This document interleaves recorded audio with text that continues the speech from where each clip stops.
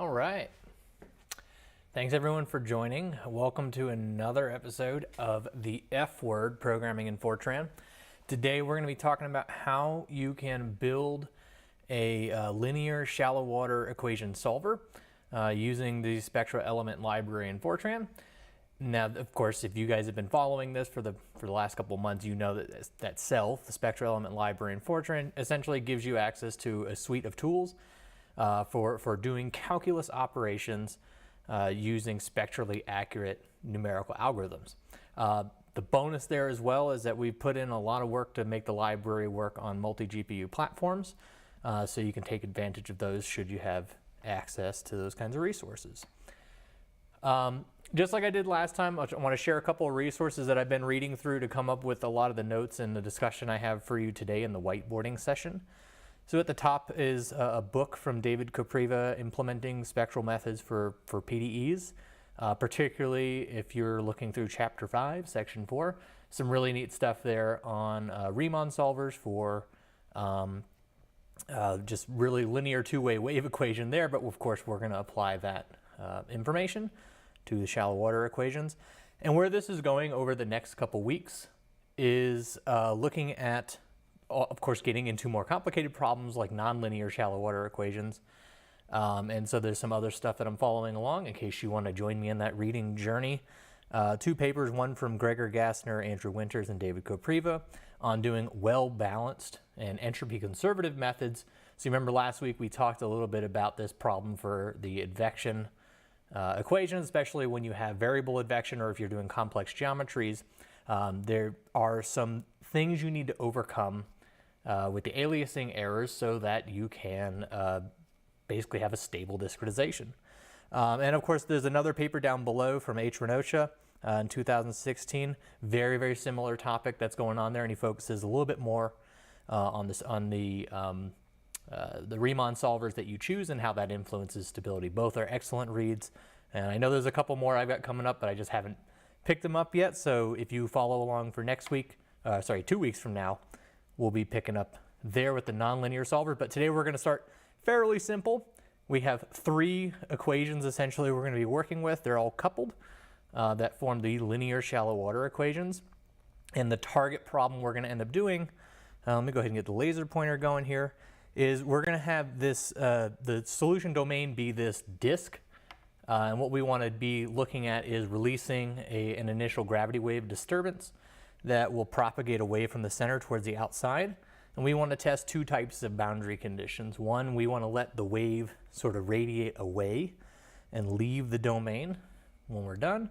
And then the other boundary condition, what we want to test is doing reflecting boundary conditions. Now the nice thing about the reflecting boundary conditions and the shape of this geometry, if I start off with a circular symmetric pressure distribution in the center of the domain, and I let that wave kind of propagate out over time after it hits the boundary and reflects back, at some point the solution should return to what it was during the initial condition. So we can use that as a way to verify what the solution is, and we can verify spectral accuracy down the road.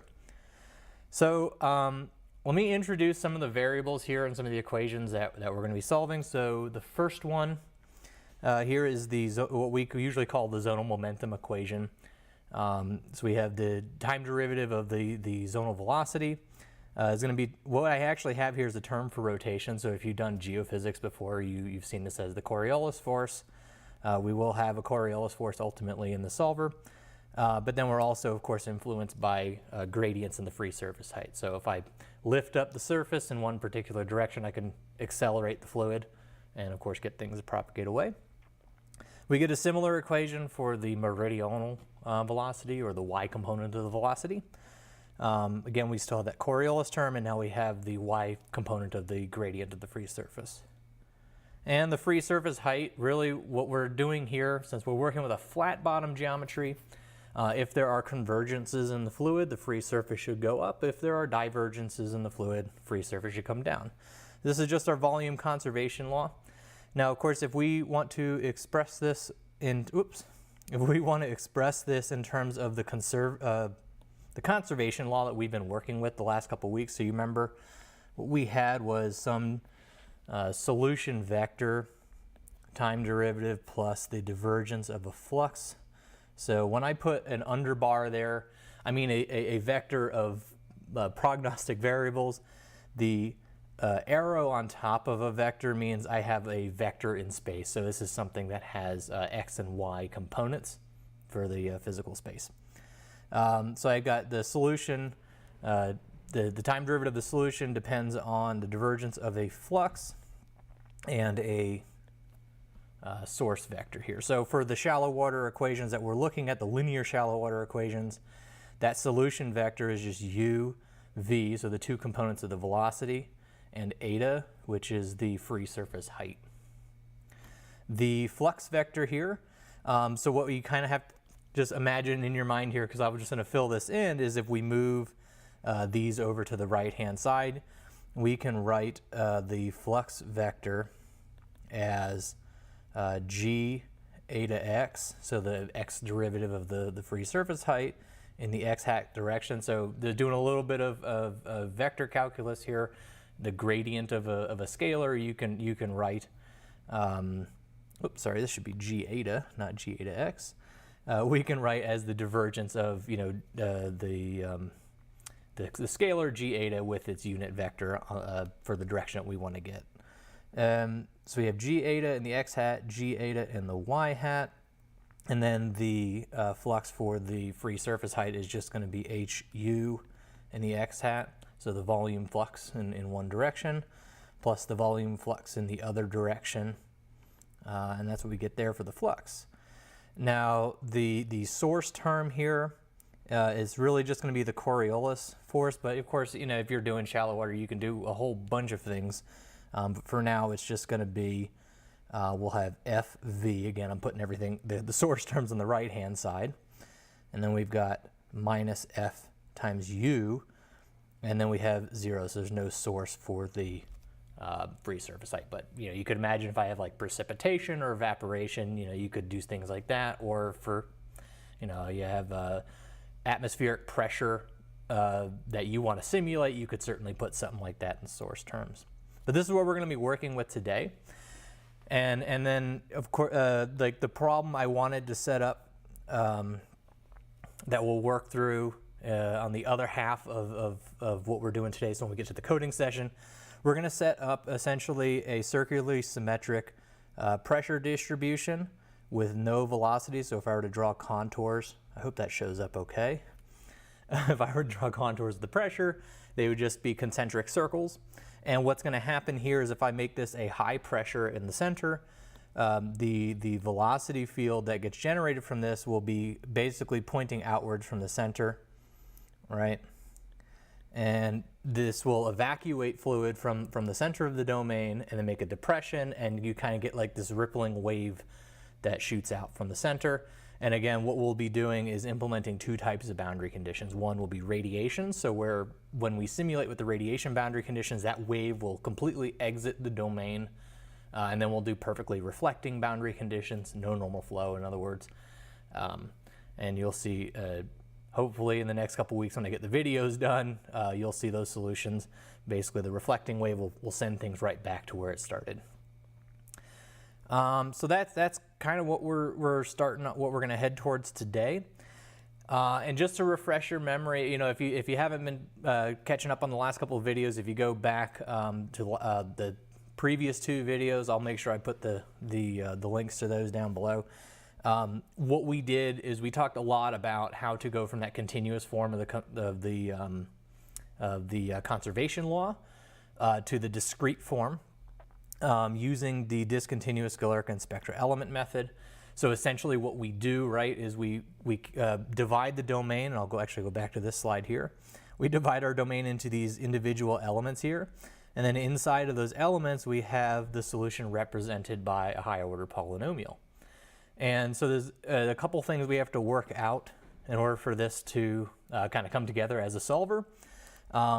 One, I need to define the flux, I need to define the source terms, which we just did in that previous slide there. But then we also need to handle what's called the Riemann problem. And the Riemann problem comes from the fact that when we do the discretization, we actually start from the weak form. So if you remember the weak form, what we do there is you multiply the conservation law by, in this case, a polynomial, each of the Lagrange interpolating polynomials. You do an integration by parts once on the flux divergence term, which in 2D that becomes Stokes' theorem, the divergence theorem, which breaks things out in terms of an internal derivative operation once we discretize to do the flux divergence calculation, and we have to add to it a boundary term that couples the elements together. And so what we're going to be talking about here, because this is a really interesting problem, is how we compute that F star, what I've called the Riemann flux. So what's really happening here is I have an element over here, we'll call it omega L, and an element over here, omega R, and on this boundary what I have in 2D is a set of quadrature points where I need to evaluate the exchange of momentum and volume in the shallow water case between those two elements. And the problem is I don't really have a single value to ascribe to the solution on that edge. What I have is the solution on the left side, and I have a solution on the right side. And I know at each of these points, I have a normal vector that tells me, if I'm inside of, think of like omega L, as we'll call it the primary element here. If I have a normal vector and I'm looking at omega L, the normal vector is going to tell me what direction gets me out of this element. And what I need to be able to do is, from my conservation law, if I know n hat, if I know the solution on both sides, how do I compute a flux? Now you remember when we did this for the advection problem, we knew for the advection problem what direction things were going, and we used method of characteristics to say, okay, what's the upwind direction? So if my velocity happened to be going this way in the same direction my normal, what I would want my RiemannSolver to do is pick the solution on the left side to compute the flux. Now the problem is with shallow water equations, you actually have multiple waves. In those of you who study shallow water, you know you have gravity waves, which go in two directions, and you have a vorticity wave. Now the vorticity wave in the linear shallow water equations has a speed of 0, which we'll show here in a minute. But the reason why I'm introducing all this stuff is to show you a little bit of the theory, how you might be able to go and work out what a RiemannSolver would be for a different problem, using this one as a prototype. So I think on the next slide, I did actually provide a good starting picture here for the problem, and we'll kind of work through it. But think about it this way. So we have, in the discretized form, to some degree, we have the time derivative of the solution has got to be, there's some constants of proportionality here, so maybe I'll just do this proportional to F star dot n hat. Okay, so we have the flux vector dotted with the normal. And what we want to be able to do, the way we typically approach these kinds of Riemann problems, when you have something set up like that, is we're going to look at writing the normal flux as a matrix times the solution vector.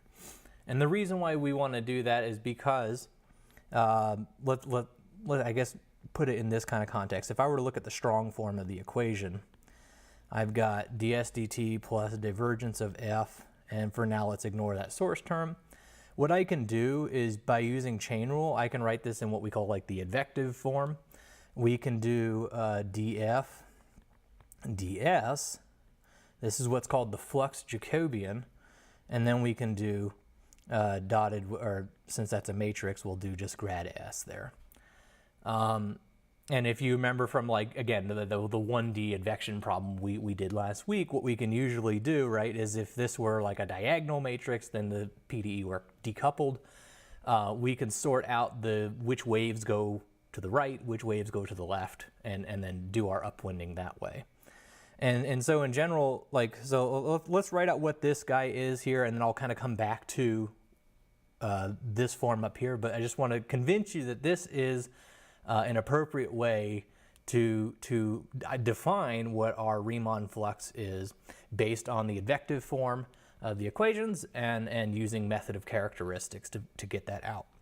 So in our case, the flux, this just Jacobian this flux Jacobian matrix is really going to be the derivative of the flux with respect to u. So this will be the derivative of the u flux with respect to u, derivative of the the u flux with respect to v, derivative of the u flux with respect to eta. And the next row is df, the derivative of the v flux with respect to u. I think you can start to see the pattern here. Okay. And that last row again is the df, so the derivative of the eta flux, or the free surface height flux, with respect to u, v, and eta.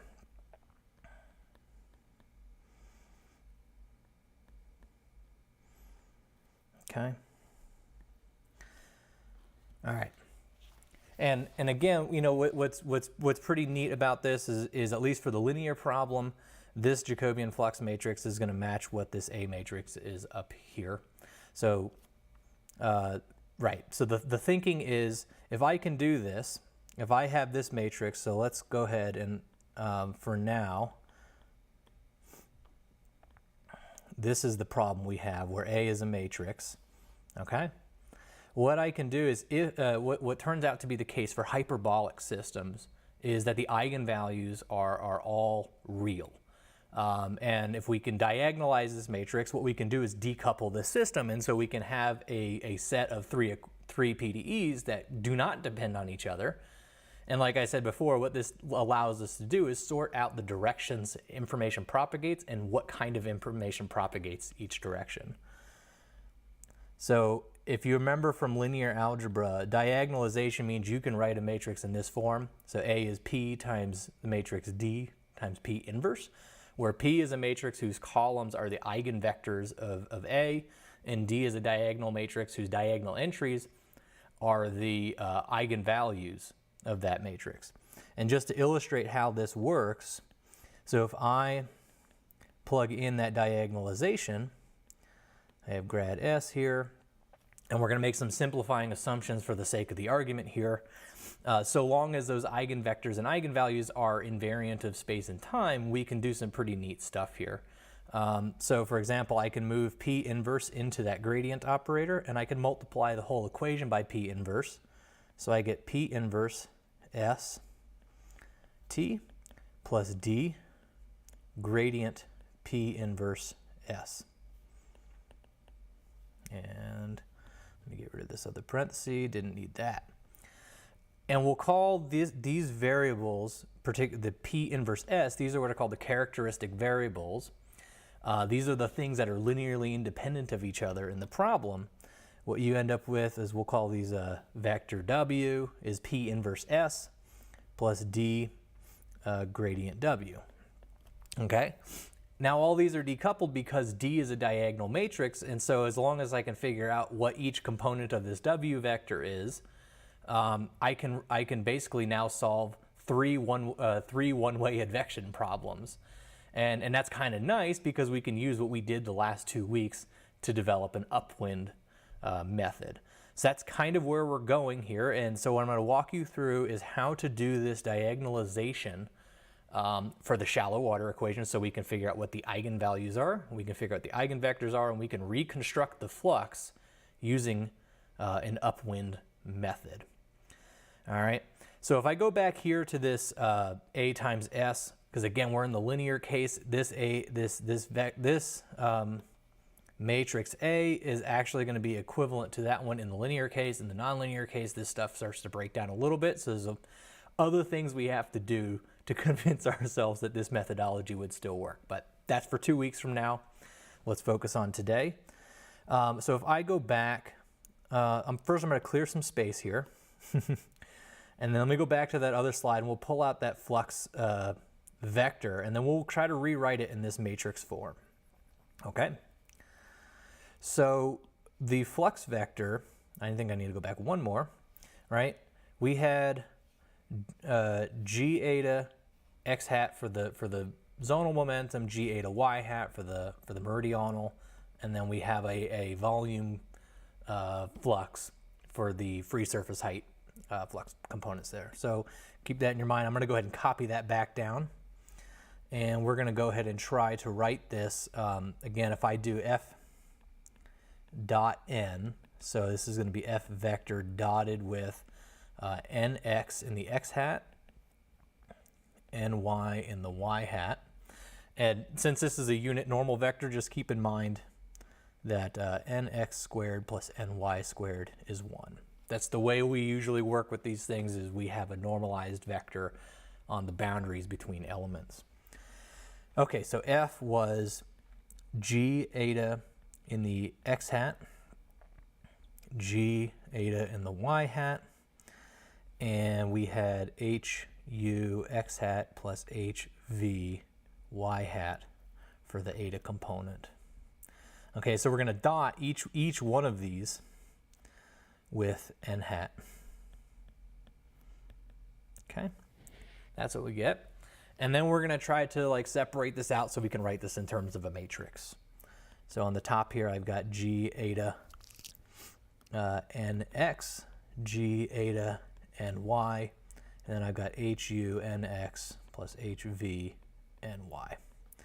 Still pretty easy so far. We're just doing algebra. All right. Now if I were to write this in terms of a matrix, I'm going to leave some space here. I've got u, v, and eta as my solution vector that I need to multiply by. That first row, I've got 0 times u plus 0 times v, and then g nx times eta. Right? We do the same thing on the next row. 0 times u, 0 times v, g ny times eta. And then for the volume convergence term, I've got hu. So I've got h times u, which is coming from the solution vector. I've got nx, h, ny times v coming from the solution vector again, and then nothing for eta on that third one. So this is a vector s. So we've got our a vector now, which again in the linear, for the linear problem is equivalent to the Flux Jacobian. So now what I want to do is diagonalize this matrix. And if you guys remember from linear algebra doing eigenvectors and eigenvalues, eigenvectors satisfy this constraint. So a multiplied by the eigenvector is going to be a constant multiplied by the eigenvector. That's it. So that's all we're going to do. Now to find that out, what that means is if I were to kind of move things over, what we're looking for, the eigenvectors are the null space of a minus lambda I. And in order for a minus lambda I to have a null space, its determinant's got to be 0. So to find the eigenvalues, what we're going to do is solve determinant of a minus lambda I equal to 0. So this is step 1. And then step 2 is to basically plug in each of those eigenvalues back in and then find the null space for each particular eigenvalue. So let's go ahead and do that. Let's clear some space up here. All right. Just remember where we're going. We started with, okay, I've got a flux evaluated at the boundaries of my elements to couple them. We're trying to basically decouple this PDE to sort out which direction waves are going. We're going to do that by finding the eigenvalues and essentially getting us a bunch of one-way advection equations. All right. So let's do this determinant problem. So if I were to do a minus lambda I, so let's calculate that. That's pretty easy. I hope for some of you, this kind of stuff is like doing a Sudoku or crossword puzzles for me. It's going back through linear algebra, simple linear algebra problems. They're so much fun to go through. So if we plug in, if we fill out what a minus lambda I is, we essentially get negative lambda along the diagonal of this matrix. Nothing too exciting yet. Okay, and you remember doing the determinant, since we want to set the determinant equal to 0, essentially what we want to have now is, so the determinant of a minus lambda I is going to be minus lambda times the determinant of the 2 by 2 formed by removing this column in this row. So we get the, I'll use straight lines to indicate determinant. Minus lambda g n y h n y minus lambda. Then I've got for the next one, I get, you know, I can either move across the row, or I can move down the column. I'm gonna go ahead and move down the column here. So I get minus 0 times the determinant of the submatrix formed by taking away this column and this row. So it'd be minus, oops, get the pen back, minus 0 times the determinant of 0 minus lambda h and y. I could have just saved myself some time because this whole thing's going to be 0 anyways, but oh well. All right, so I'm going to add to that. The last term here is going to be h and x, so I'm taking the bottom here and then multiplying by the determinant formed by removing that last row in the first column. So I get the determinant of 0 g n x minus lambda g n y. All right, so let's go ahead and simplify this a little bit. So I got that minus lambda from the first term. We get lambda squared minus g h n y squared. Okay. That second one is, this one goes to 0, so we're done there. And then what I'm going to do is this last one, we got plus h n x. Then I've got 0 times g n y, which is 0, minus the negative lambda times g n x. So we get lambda g n x. No big deal. Okay, so that's that so far. Let's do a little bit more simplification. So one, I've got a common factor of lambda that I can pull out front. Okay, I'm going to go ahead and do that. And I'll tell you what, I'm actually going to pull out a minus lambda to make my life a little bit easier here. So I get, what's left is lambda squared minus gh and y squared. This now becomes a negative, and I get gh, and I got nx multiplied by nx, so that's nx squared. Simplify that a little bit further, and remember nx squared plus ny squared is just 1 because it's a normal vector. And I'm left with minus lambda squared minus gh. And in order, remember the original problem we're doing is making sure that the determinant is equal to 0. That's the condition we need to have an eigenvalue, or that's the condition we set for having an eigenvalue. Okay, so there's 3 possible solutions to this problem. The first one is lambda equals 0. Okay, so that's 1. And then the other 2 are lambda equals plus or minus root gh. Now, if you've done geophysics before, if you've done physical oceanography, the last pair should look pretty familiar. That's just the gravity wave speed, the lip for linear gravity waves. So we've got that out. We know we get waves going in 2 directions, and then this other one here, this lambda equals 0, is what I was referring to as that vorticity mode. And in a minute, you'll see why I call that the vorticity mode once we get out the eigenvectors. Okay, so we've got our eigenvalues. Now we need to find our eigenvectors. If this were like an in-person class, this is the point where I'd stop and say, do you have any questions? And since this is a live stream, if you have questions, make sure you subscribe to this channel so you can get access to posting stuff to the chat there, and I'd be happy to answer them along the way. So feel free. I do want this to be interactive. If you do have questions, I'd love to answer them. All right, back to the problem. All right, so we now have the eigenvalues, and we know, remember again, AW equals lambda W. Okay. I'm going to do the vorticity wave first because it's the easiest one to work out, and then we'll work out the gravity wave form here. So I did make notes. If you see me looking around, I'm just making sure I'm getting everything right here, because with these kinds of calculations, things are pretty easy to mess up. Okay, so what we're looking for essentially is we're going to end up plugging in each of these eigenvalues and then finding the null space of that matrix that's left over. So if I put in for lambda equals 0, what I end up with is I'm looking for AW equals 0. And again, that A matrix is 0, 0, G and X, 0, 0, G and Y. And then we've got H and X, H and Y, 0. All right. And remember, the solution vector here is UV eta. That's what we're looking for. So if I were to write this more, it's a lot easier to look at how to find the null space when you look at it more, and at least for me, in terms of a system of equations rather than in matrix form. I know there are matrix strategies to finding these, but essentially what I get from the first two equations is that eta is 0 for that null space. And then the other equation I get is that hu n x plus v n y is 0, which if I cancel out those h's, I get that, let's put it this way, u equals minus v ny divided by nx. So what I can do is if I just pick one of these to be the free variable, we could say, hey, this free variable is v. I can write my eigenvector as, so the third component is going to be 0 because that's where eta sits. V is going to be itself, so v is v. And then the u component has got to be minus v times ny over nx. That's the eigenvector associated with that eigenvalue.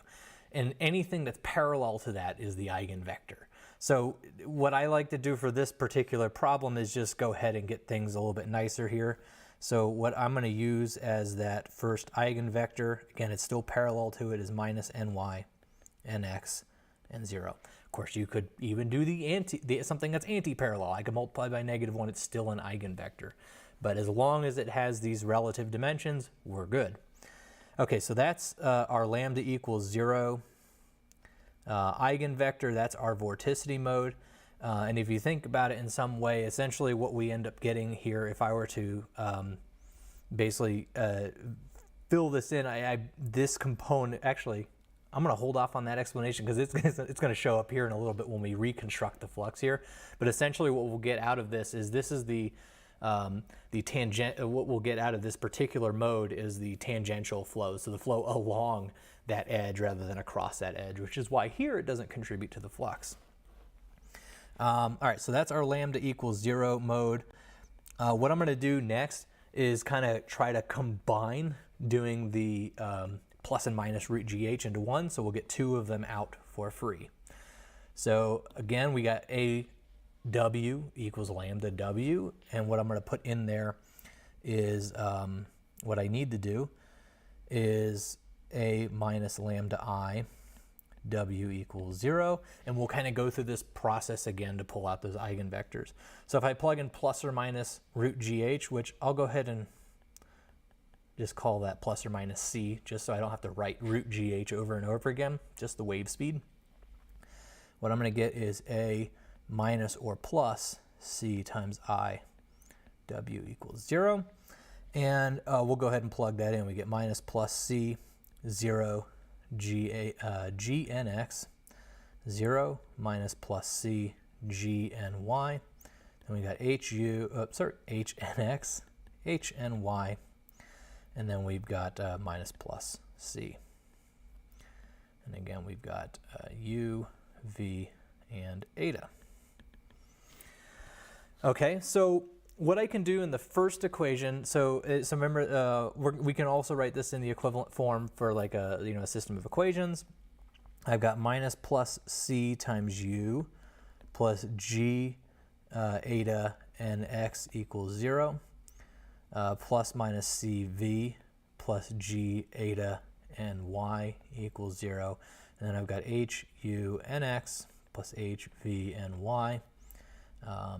And then I've got minus plus c times eta equals 0. In this case, it's a little bit easier just to go ahead and say eta is going to be my free variable, so eta will be itself in this vector. I'm going to go ahead and remove the matrix form so I can start filling this in. So we're going to choose eta to be our free variable, and then we're going to fill in what u and v are in terms of eta because that's just the nice way to do it.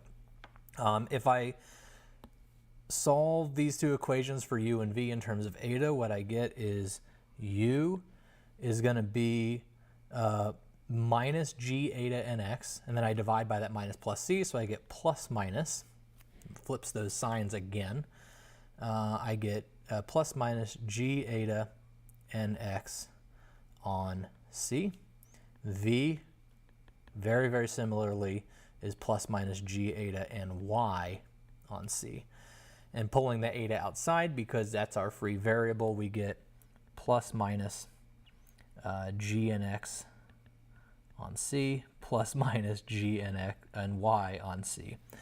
So those are our last two eigenvectors. All right. Now we need to actually do the diagonalization. And there's a little bit of work to be done there, because remember what we're doing is to compute the flux, right? To compute the flux, we said here, I'll fill in one more step in here. So the flux is just the A vector times the solution, which we can write as P dP inverse times the solution. So what I need to do is get P inverse, where P is the matrix whose columns are the eigenvectors of A. And then D, of course, is that diagonal matrix who has the eigenvalues on the diagonal.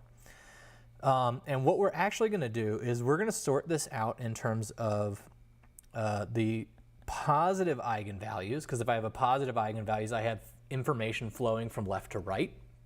So from inside my element to outside my element, so it's going this way. Solutions that go, or the negative eigenvalues have information that goes the other way, and then of course things that don't move. They have a zero eigenvalue, they don't propagate.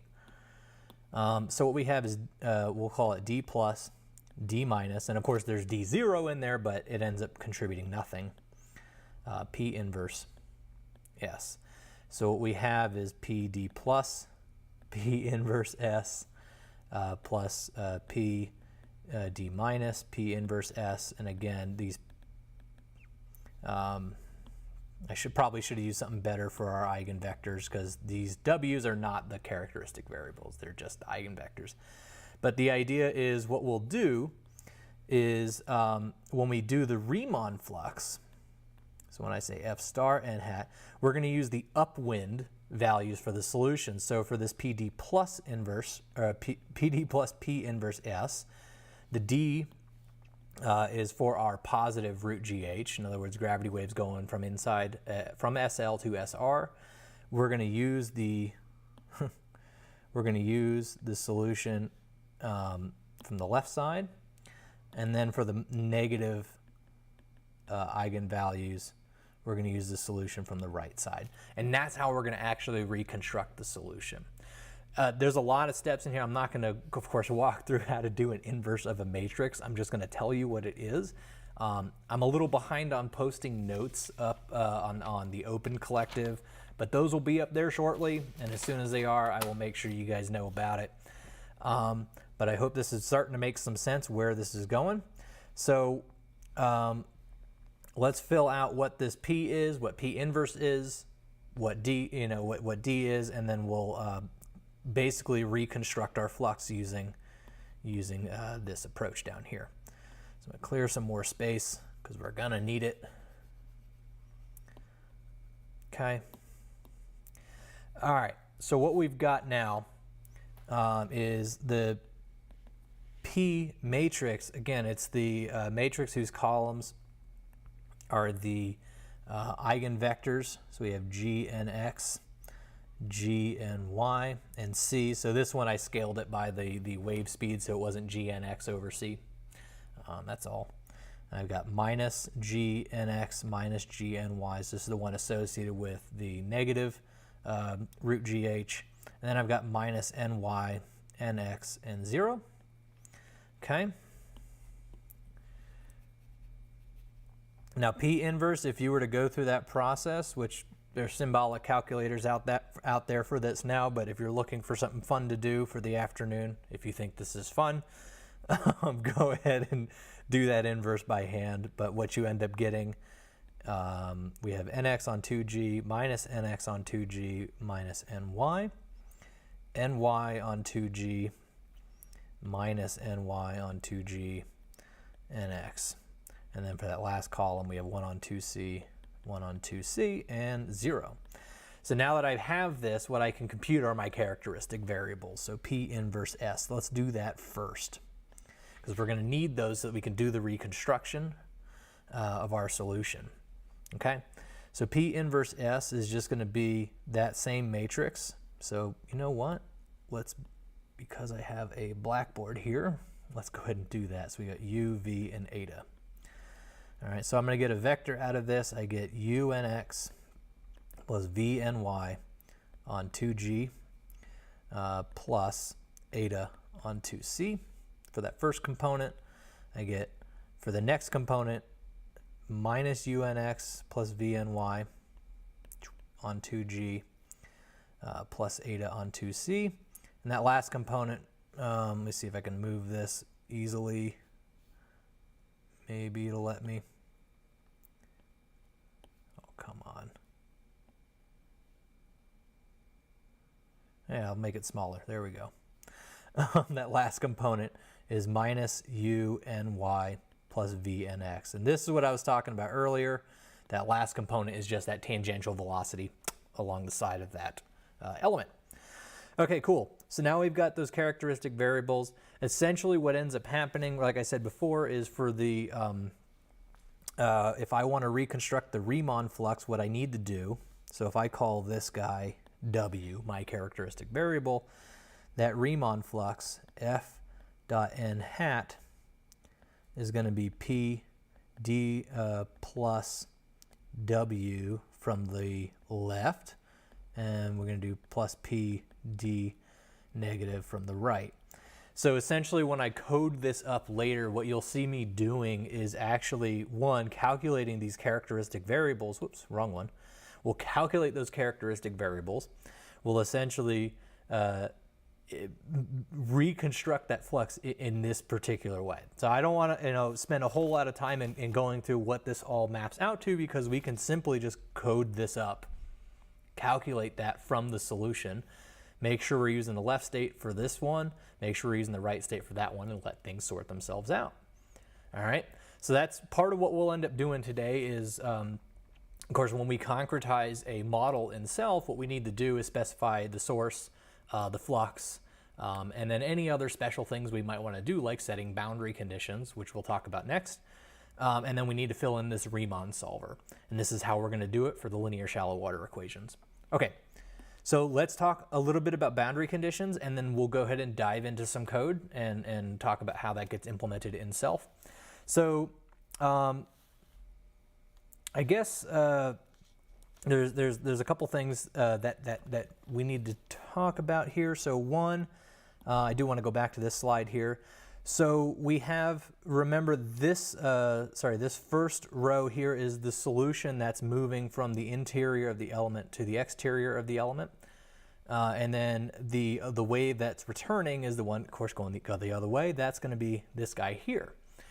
So if I want to do radiation boundary conditions, essentially what I want to have is that the interior solution just kind of propagates out, and I don't want to send anything in. I want to send in a quiet fluid. And that's pretty nice for this problem. That means U and V are 0 for the exterior state, and the free surface height is 0. So radiation boundary conditions are incredibly simple. If I prescribe U, V, and eta to be 0, that will take care of the radiation problem. So as long as I set those exterior states to essentially 0, we can enforce a radiation boundary condition. I think the more interesting one, though, is what we do for no normal flow or for reflecting boundary conditions. And for reflecting boundary conditions, which, I might as well just do it on this slide since we have the picture here.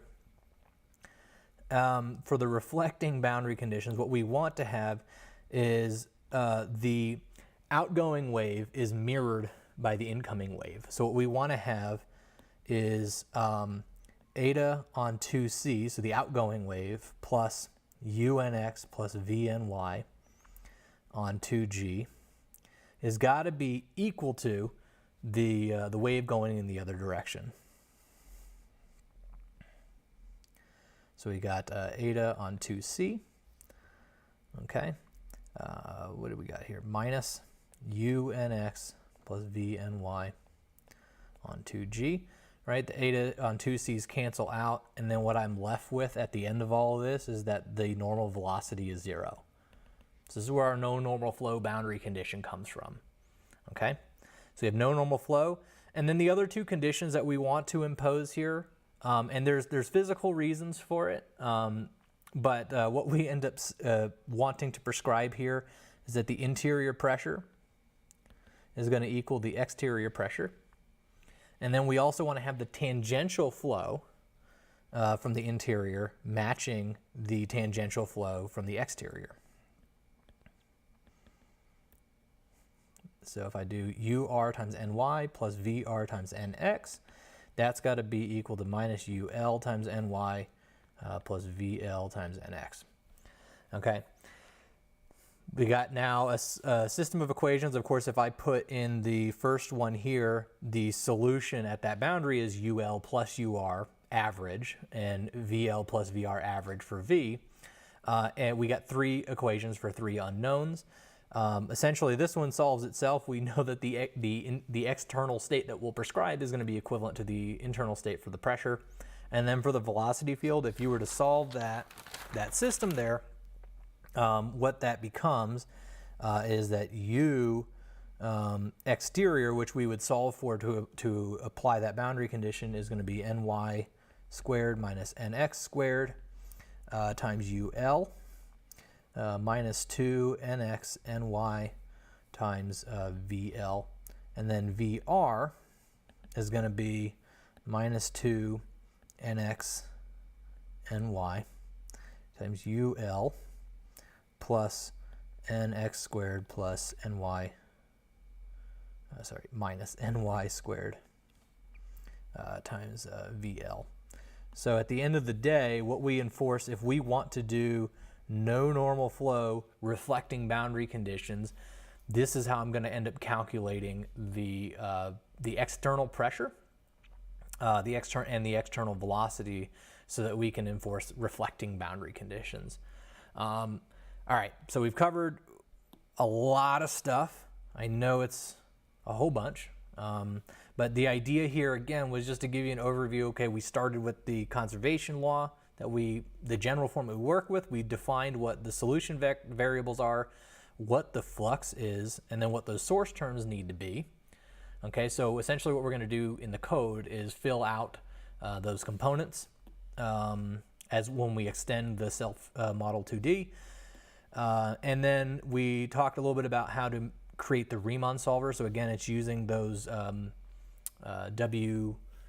the characteristic variables, the ones that go to the right, ones that go to the left. We're going to calculate those plus the vorticity mode, and then reconstruct the flux using an upwind method. For radiation, we'll set the exterior state to 0, and then for reflecting boundary conditions, we'll go ahead and implement something like, well, really exactly this, so that we can enforce all those conditions. So let's take a look at the code and walk through how that's done. Of course, I'll also be showing you how to implement this on the GPU. So you'll have your we'll do the CPU version first, and then implement those GPU kernels. Okay, let's get myself back here, and let's get this out of the way. All right, so if you're in the self code, I went ahead and just made a new branch since this is a new model that we'll be working on. Remember what we did for the advection last week is we essentially did a type extension. So what I'm going to do is we're going to kind of use self-advection as a template. And so let's go ahead and start there. And we'll do linear shallow water. Okay. So the shallow water, let's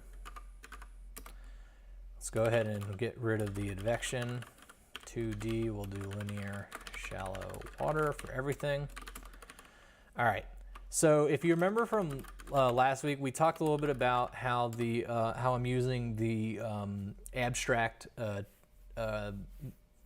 classes in Fortran. So if I go up to the model 2D, so in the self model, essentially it provides all the things we really need to build out a spectral elements model. So for that model 2D, what we have is a solution. I have placeholders for like solution gradient, velocity, what I call computational velocity, which we may or may not use here. I don't think it'll be useful in this particular case. But I put it in there so that we can easily allow for things like split form methods and stuff like that. So that will become important in the next couple weeks. We got fluxes, source, flux divergence, etc. And then we've got pointers to our domain decomposition, our mesh, and geometry. Now, this abstract method has with it what are called deferred procedures, which means that the Model 2D class doesn't actually define those. It's actually on us when we concretize this abstract class to define these. So what we really need to build in are the source 2D, flux 2D, and the RiemannSolver. And that's what we're going to do inside of here, linear shallow water. All right, so let's take a look at that source routine. So remember, we're doing a coriolis force here. What I really need to do a coriolis force is to have a parameter for the rotation. We can make it a constant for now. That's easy enough. So let's add that to the class. So we'll do fcori for fcoriolis.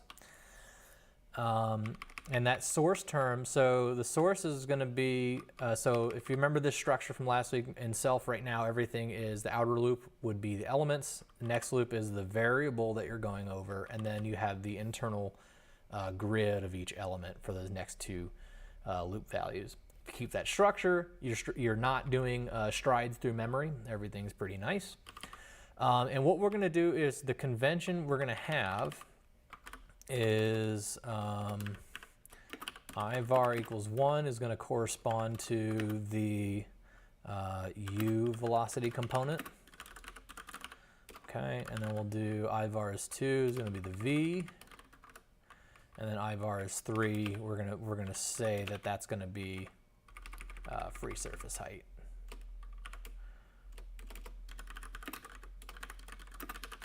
All right. So if we stick to that, remember the Coriolis force for, this is probably not the most ideal way to do things, but you know, you do something that works and then you fix it later, right?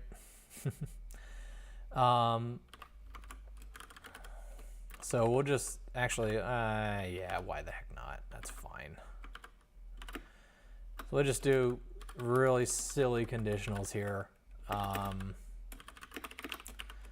And then that's the only ones I need. So I only need this for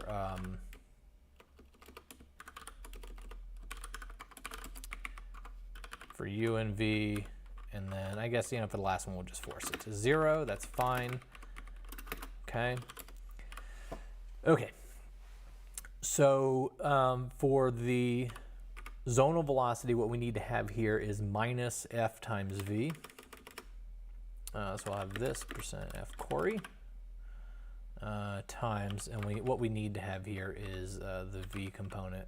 And this is where there might be some data striding going on, but again, we'll worry about optimizing things later. You know what?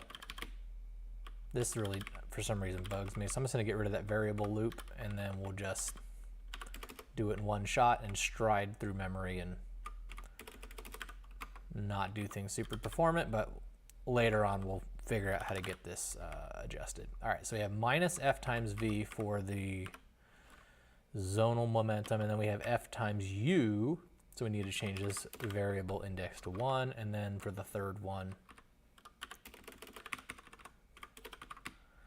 we'll go ahead and set that to 0. Again, not the most ideal way to do this, but we'll take it.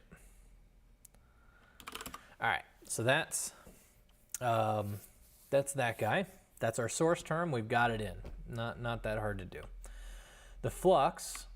So the flux here, again, you know, we have this situation where the zonal, you know, the flux for the first variable depends on the third variable, so I'm just going to go ahead and kill that variable loop. Again, not the most ideal thing to do, but it's all right. So the x component of the flux is going to be g eta, and the y component for, actually, you know, I'll put that variable loop back in there, and we'll do a conditional here. And I'll tell you what, we'll do this.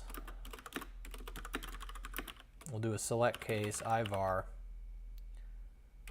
Screw it. I don't know why I don't like case selections. This is just a personal preference, I suppose. So if I equals 1, then what do we got? So this is for the u velocity. Oops. What we need to have here is g times eta, so I do need another parameter. I need gravity. We'll just call that g.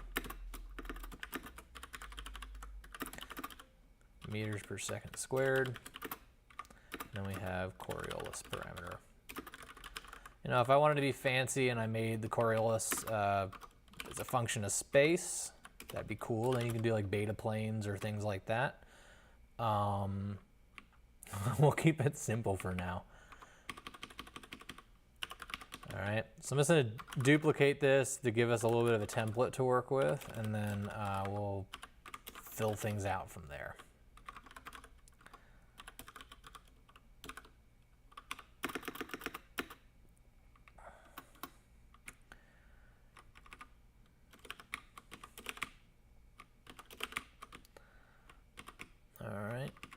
So, eta velocity, so free surface height is what we got. All right. So again, all we're doing is just concretizing some of these methods so we can define our model.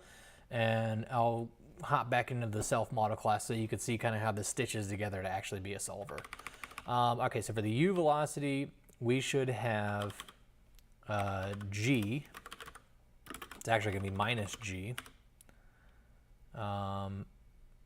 Actually, no, because it's on the left-hand side. I'm okay. So we'll do this g, and then we have the solution.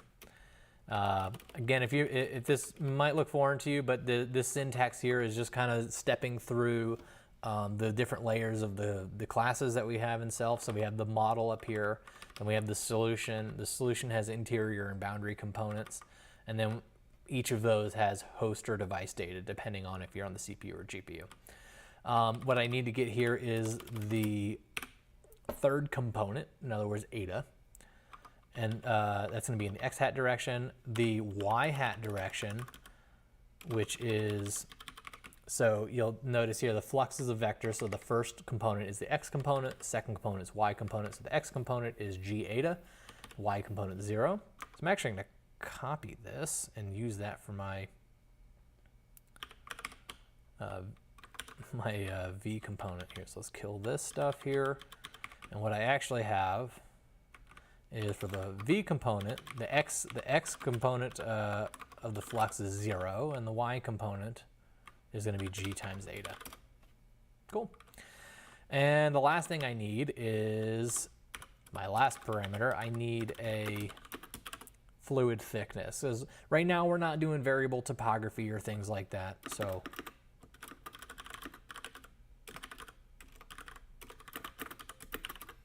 keep that in meters, and then this will be in 1 on the seconds. Gotta keep your units straight. All right, so let's go to that flux, linear, shallow water. Okay. So this last one, what I need is h times u in the x hat. So I get this, send h times the solution. I need h times u in the x hat direction. So I need the first variable, and then this last one is just that. I get h times v in the y hat direction. So that takes care of the flux, at least on the CPU side. So we'll implement this here. We'll make sure things compile. We'll go through and write a little test program, make sure that runs through to completion. And then we'll go through and implement the GPU side, and if we have time, I'll take a look at some output. All right, so now is our RiemannSolver. So this is where we got to reconstruct the solution, and then the last thing we'll do here is we'll actually do an override for setting the boundary conditions. And then I guess we need to talk a little bit about how to actually pull that information out of the mesh, which is not too bad, but in some sense you got to maintain a little bit of a dictionary to keep that going. Okay, so the what we need to do is calculate the So before in the advection problem, we just pulled the internal state, external state. No problem. What we really need to do here is, so we're going to kind of calculate all these in one go for all the variables. So we're going to go ahead and kill that variable loop. Again, I probably need to think about restructuring the order of those dimensions here, but this will work for now. Okay, so I need n hat, I need the normal magnitude. I've got the normal velocity is something I'm going to end up needing, so I need to calculate this WL. Okay, the WL is the component. Oh my goodness, getting blown up here. All right, so WL was the characteristic variable we calculated before, so that's going to be. I'm going to go ahead and just write it out this way, and then we'll kind of define some intermediate variables to make it a little bit easier to work with. So we got n hat 1, so we got u n x over. So let's go ahead and do it this way. So I need that over 2. U n x over 2g. Actually, I can use that un. So I got un over g plus the eta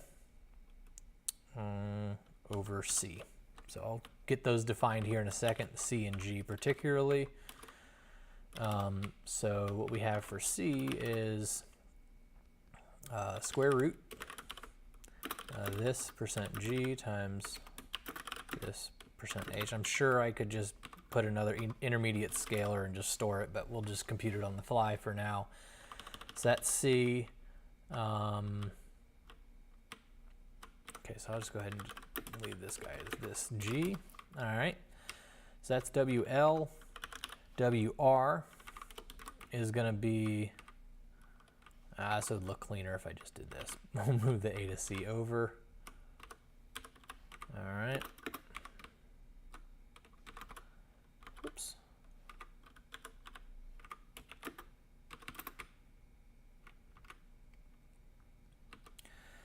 Okay. So what I really need is the normal velocity from the left component here, and I need the normal velocity from the right component there, and I need eta on the right and eta on the left there. So let's do this. So I need UNL. In this case, we're not using that velocity component from the solution because those are actually stored in the solution vector themselves.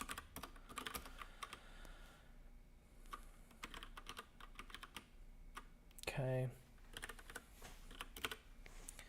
So that's UNL. What I need to be able to pull out is, if I'm in this particular element, I need to know who's on the other, what the solution is on the other side. That's what this ext boundary attribute is for. In the process of stepping through the model, there's a stage that essentially exchanges information between the neighboring elements. So to get the external state relative to the current element we're looking at, we can just use that here. So we got this guy, we'll copy.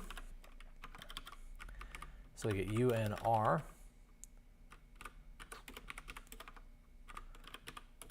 EXT boundary, okay. So that's that. That's my UNR, and then the eta R, eta L is the next ones we need. So grab that. Eta L is going to be boundary, and then I'll be for number 3, variable number 3, and then we have eta R, again, is that external boundary. Okay, so we've got the interior normal velocity, the exterior normal velocity, the interior pressure, exterior pressure. We can now calculate WL, WR. And what we get for the flux, and this is the part I didn't really walk through, but essentially it was that matrix multiplication that we did. It was the P, D plus, P inverse S, P, D minus, P inverse S. This is what we're going to use to reconstruct the flux. So what we get for the boundary normal flux for the first term, okay, it's just going to be G times C times the, let's see, omega L, or WL, minus WR, times the x component of the boundary normal for the meridional velocity flux WL minus WR in hat 2. And for that last one, it's just going to be c squared. So we'll just do c times c, WL plus WR. So that's our RiemannSolver for linear shallow water. Once we've gone through that reconstruction, again, it was just all we did was start from the model and sort out the left going waves, right going waves, and reconstructed. So let's go ahead and get some of these variables declared because they're not in here currently. So we need UN. Let's do it this way. Right, in the end, you do need to end up. So right now we have the f dot n hat. What we do need to do is multiply by the vector magnitude, because what we're doing is actually a line integral, and that vector magnitude actually gives you the length of the little element along the side of the element that you have there. So we need that, and then we should be good to go. So let's go ahead and get some variables declared here. So I don't need external state, interior state anymore. What I need are C, UNL, UNR, eta L, and eta R. And I also need WL, WR. I think that's everything. Yeah, it looks like it. Of course, the compiler will tell us if that's it. But that's it. We're done. We've defined our problems at this point. You know, provided everything's programmed up correctly, this is all it takes to define a solver itself, is filling out those 3 routines. Like I said, the other thing we need to do is the boundary conditions. So let's take a look at the model class so you can see how that's done. And then we'll give this a compile to make sure that we got things implemented correctly. Okay. So if you were in the model class, if you were to look at the, if I recall correctly, it's the update solution method. What this does, oh no, that one just actually adds up the tendency. So we need to actually calculate tendency. That's the one we want. So calculate tendency does a few things. One, there is this optional deferred routine called pre-tendency. So if you have to do any pre-processing before each step, this is the one you would fill in. It calls that source2D, which we've now concretized. It calls our RiemannSolver, which we've now concretized in the Flux. Then it does this reprojection, so it maps things from physical space to computational space, so you don't have to do that. You don't have to implement that, and then it calculates flux divergence. You see right now I've got this commented out, but essentially this is the guy we end up needing to fill in. For now, we can go ahead and just use this pre-tendency routine.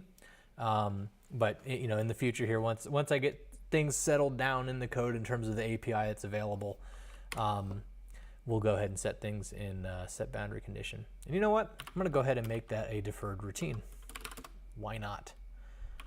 So we'll say SetBoundaryCondition 2D. That way it's there for you guys in the future.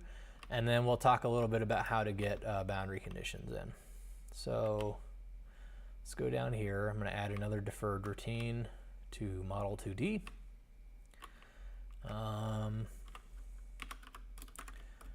So we'll add procedure, and we'll call it SetBoundaryCondition 2D and deferred. So we don't have to define it here, but it will require that you end up defining this in your method. In fact, you know what? The other way I could do this, I'm going to try a different route here. I'd love to hear any feedback you might have on this approach. Of course, I got to spell things right. So we got SetBoundaryCondition. I'm going to map that to SetBoundaryCondition model 2D. And what I'm going to do with this guy is, let's put that further up. Okay. What I'm going to do with this one is just make a blank routine that simply just returns back to the user. So it really doesn't execute anything. It just calls an empty routine by default. So let's go down to model 2D and just drop this in somewhere. This looks fine. All right.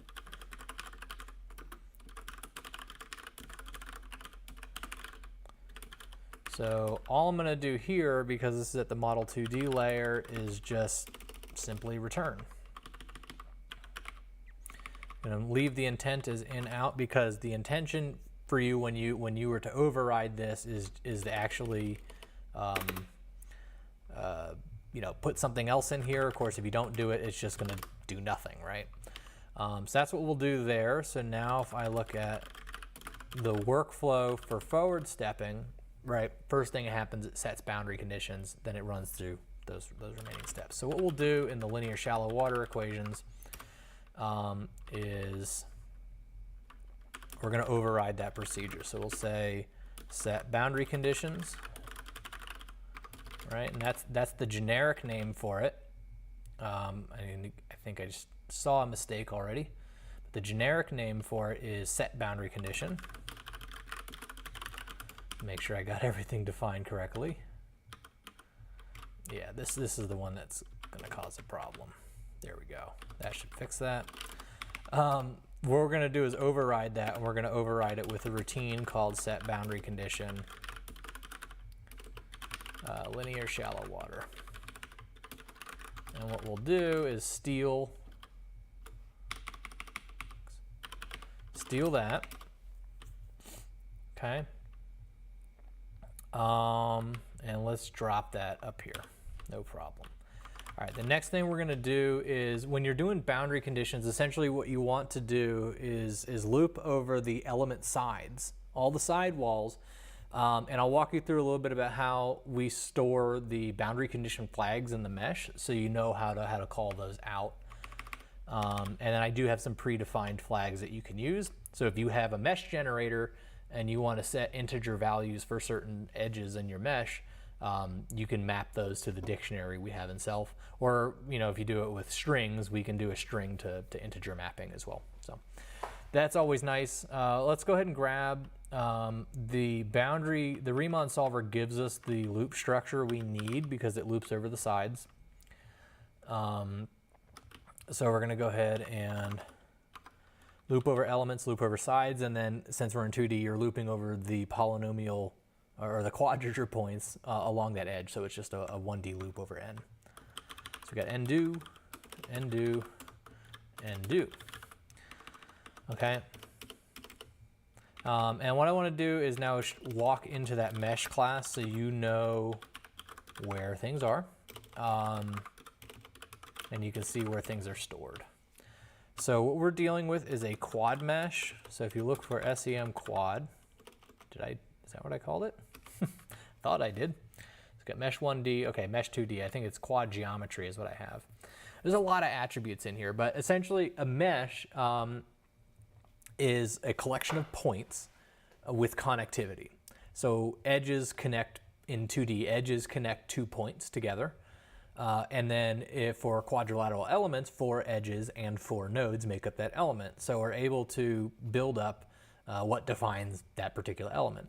Now, if 2 elements are neighbors to each other, they share an edge.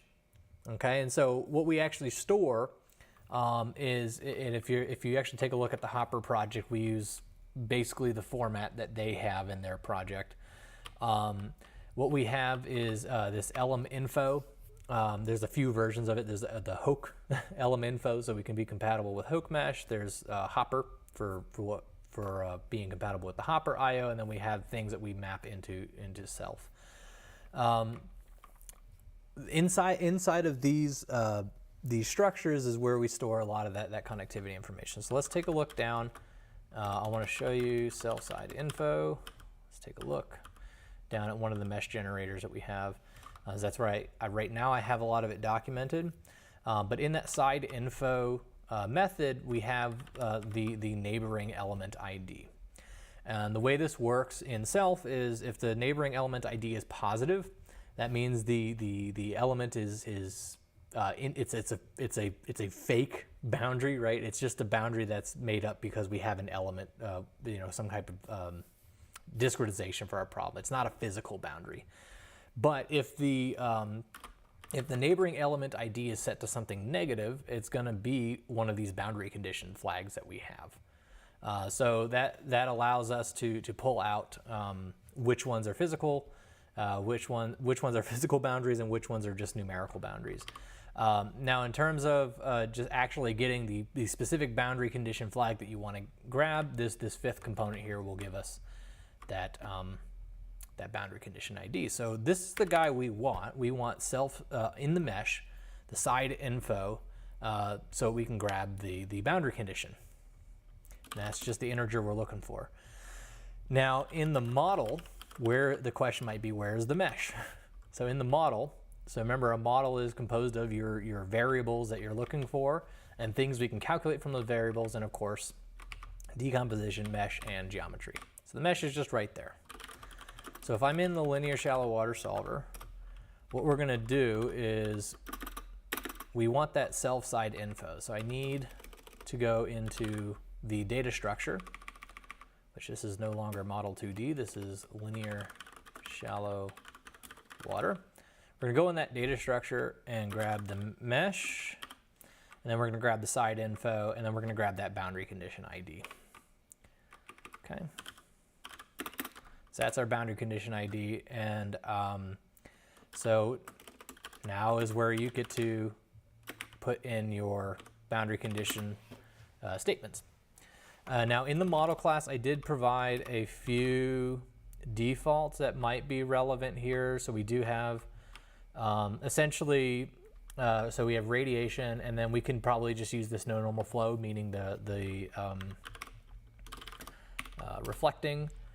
So let's do that. So we have if BCID is radiation.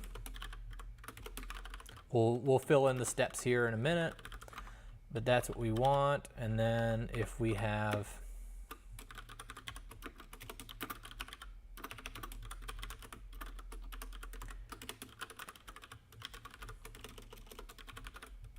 if we're no normal flow, in other words, if we're those reflecting boundary conditions, we'll do something else.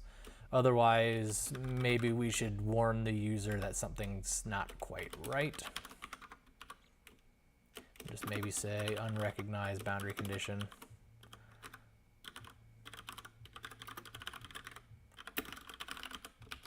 Probably stop the code at that point, but that'll be fine. I guess the other one you might do is prescribed, I suppose. So I think we had self BC prescribed. That's okay too, but we don't have a method to do prescriptions yet, so we'll just comment that out. So I'll put that on my to-do list. Okay. So for the radiation, the easy thing to do here, right, is essentially, remember I said before, the X boundary attribute from the solution is what we end up using to fill in things on the exterior state relative to the current element. And that even applies to boundary conditions. So the easiest thing to do is pull that solution, pull the exterior boundary, and remember the indexing there. Oh gosh, do I even remember it? It's going to be I. Then we have the variable. And then we have the side, and then we have the element. It's going to be 0, so that's the zonal velocity.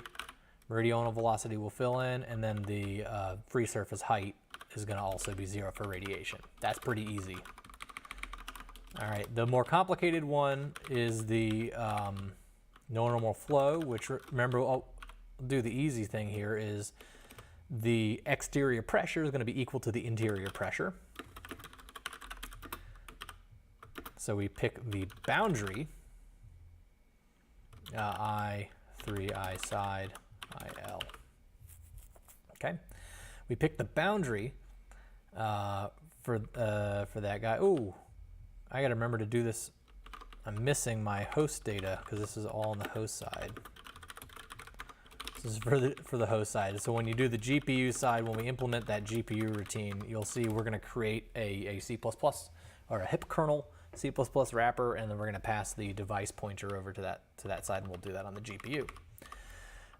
Okay, so this was a little bit more complicated when we did the no normal flow, because remember we had unx plus vny is 0, and then we had the preservation of the the tangential component of the flow, which made this a little bit complicated.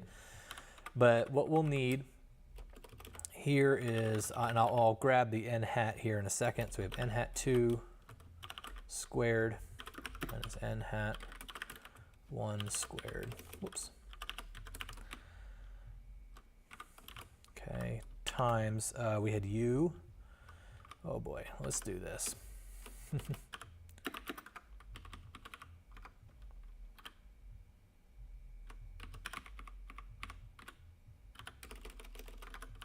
All right, so we got u is going to be the first solution. V is the second. I'm going to try to make this a little bit neater. So that's what we'll do there. So we'll do u minus 2 times n hat 1 times n hat 2 times v. Okay, and then we'll do something similar for the second component. Go ahead and kill that. All right. So we get, it's going to be minus 2nx ny times u, and then the nx squared minus ny squared times v. Okay, so that's our normal flow. So let's declare a few more local variables, because otherwise this will freak out on us. So we need these integers for the loop counters. Oh shoot, what did I do? I killed Vim. Let's hop into another session here.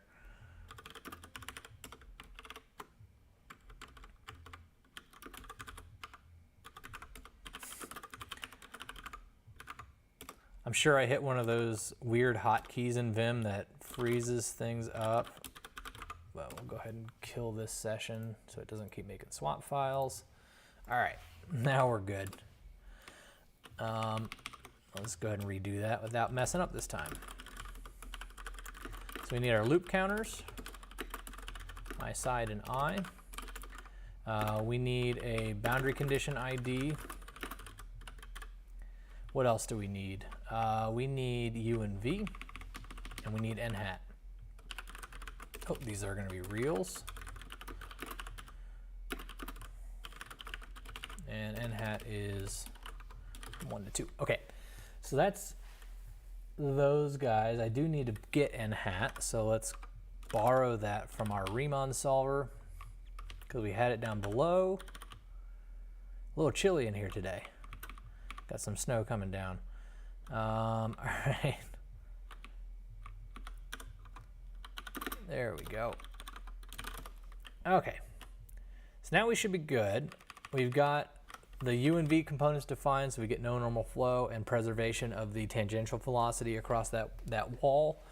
And then we have preservation of the pressure across that wall. So it's basically, if you've done method of images before, very similar setup.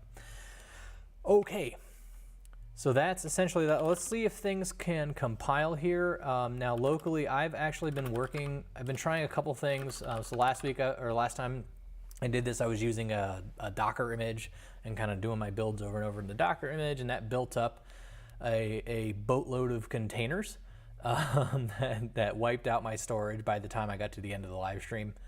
So I'm going to do something different. I actually have added a Spack environment file to self. So if you're doing this on your local system, you can just activate that environment and install the Spack dependencies, and that sets you up with all the packages you need to build self.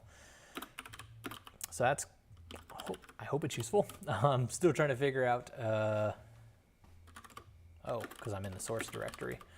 I hope you find that useful. I'm still trying to figure out a good, clean way to do a lot of this development locally. Of course, the testing, I can just push things to the repo, and Google Cloud Build takes care of a lot of that. So in that environment, it's got, like I said, everything we need: FEQ, parse, flap, HDF5, HipFort, and JSON Fortran. And I'll push this build script up later, but it got everything you need to actually do that build. So we'll let that run for a second and make sure we didn't make any mistakes.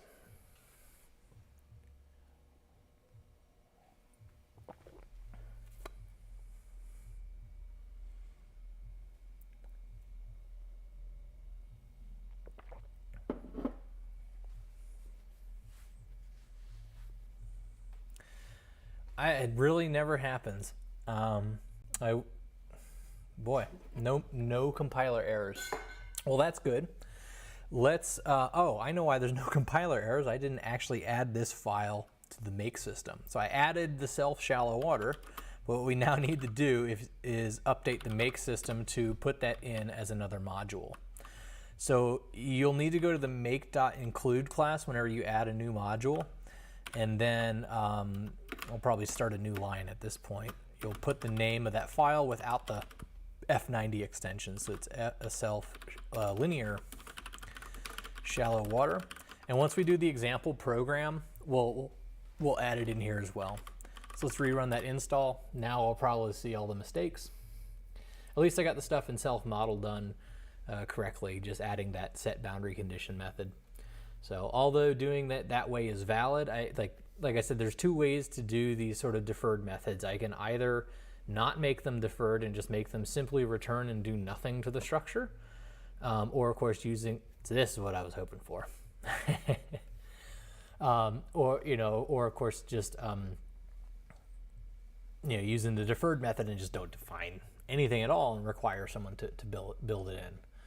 Not sure which is a better approach, but definitely would be open to some feedback here. All right, let's see what I messed up. Usually when it vomits like this, it's going to be way up at the top. All right, and it looks like SetBoundaryCondition, I did not change the name of it in the subroutine declaration. Yep, because it's already defined. Okay, so let's take care of that. All right, so we got model 2D. We need to change for linear shallow water. Cool. Let's give it a go. Nice thing with the make system, it should just pick up from where it left off, so it shouldn't take forever to uncover more errors. We've got an unclassifiable statement. I've got I've got two equal signs here. That's kind of a silly one. Let's take care of that. That's going to be up here. Whoops. That's because I copied it from that self-mesh class and then didn't clean that up when I was done. All right, just a few more left. I got an if statement that's not closed, and I've got another unclassifiable statement, and that's because, so this one, it's missing that host or device data sub attribute that we need to actually access it. So that's at line 58. Let's go take care of that. Yeah, the one below it's going to do the same thing. So let's vertical insert. There we go. Let's take a look around what else is messed up so I don't just keep recompiling. So 128, it's expecting an end if statement. Is that so? It sure is. Whoops. All right, fingers crossed.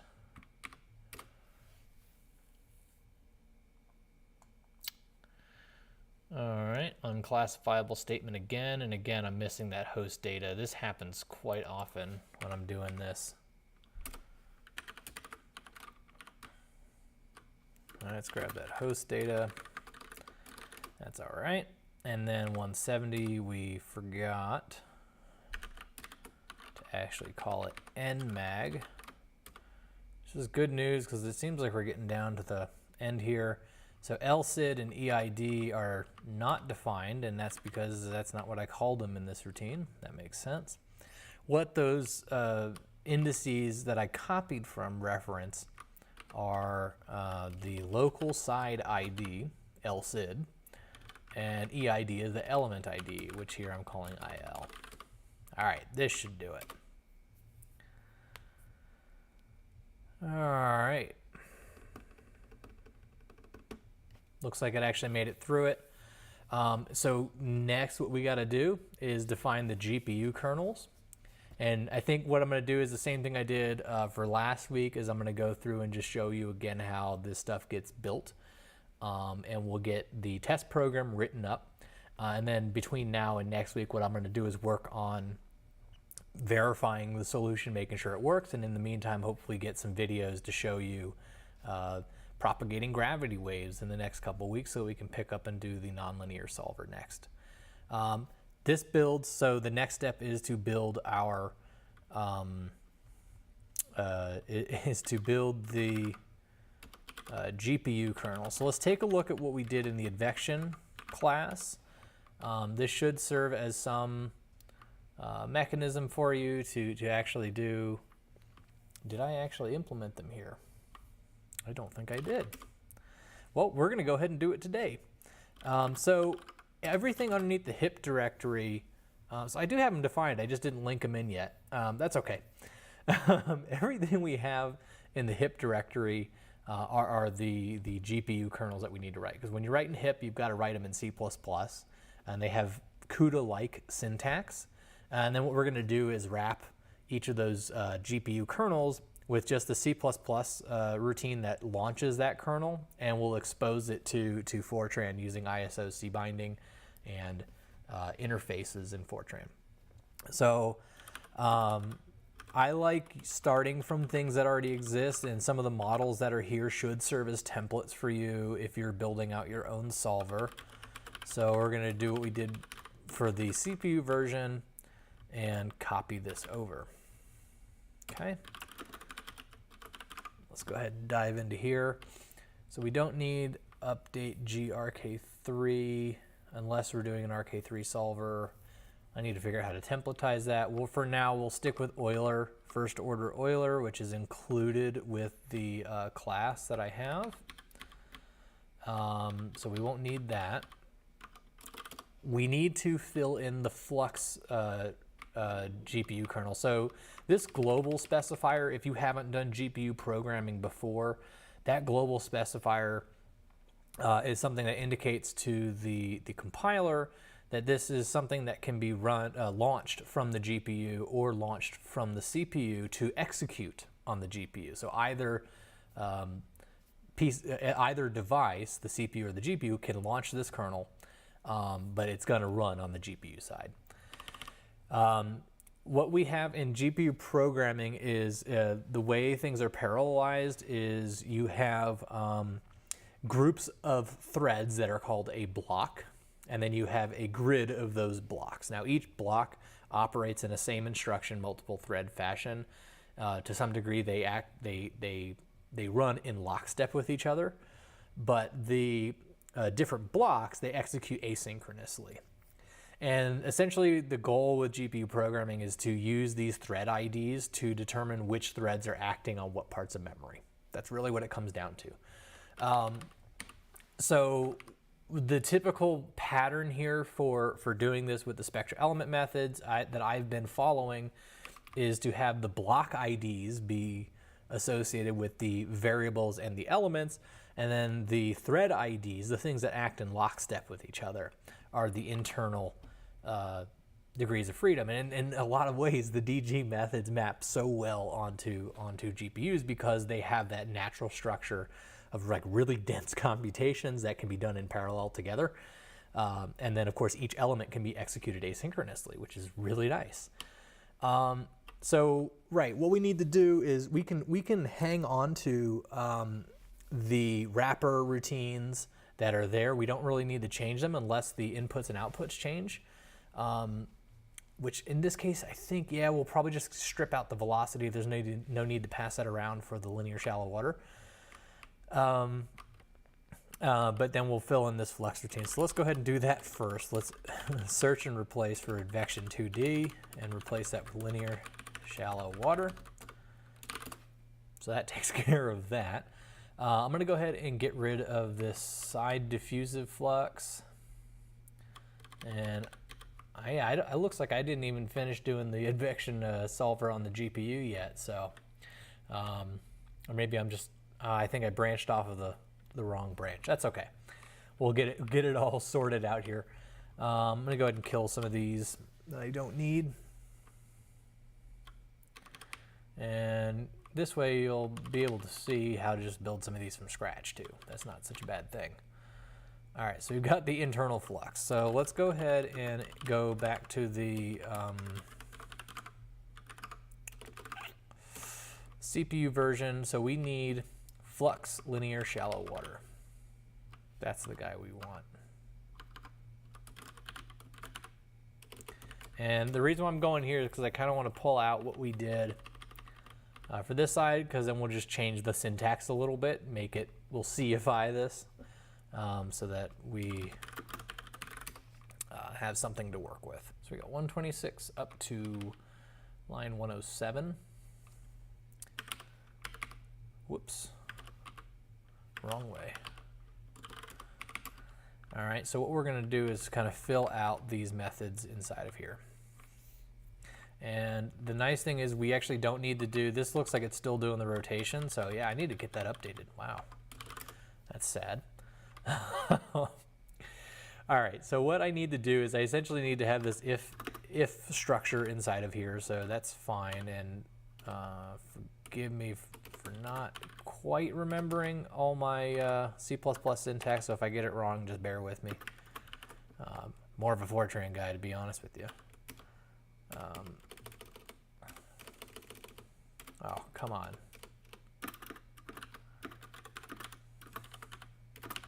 var equals 2. And then we have 3. So I guess that's one thing I'm starting to realize right now is, like, for these specific models, someone has to explicitly set the number of variables to the right number, otherwise this could go haywire. So I need to think about that a little bit. Okay, so for the first one, what we need is, all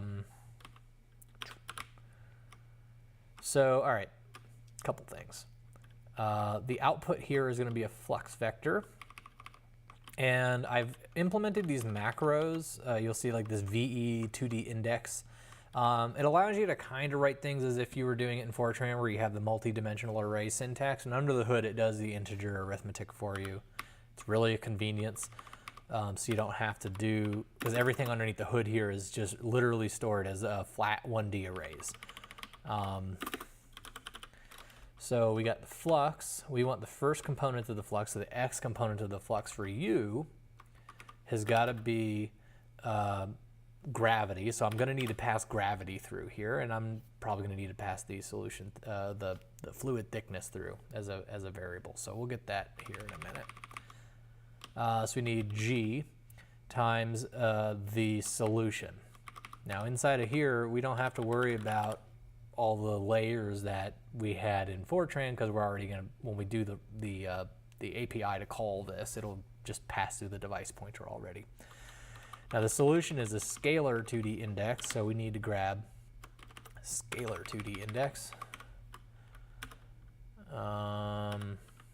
Let's go ahead and open up brackets.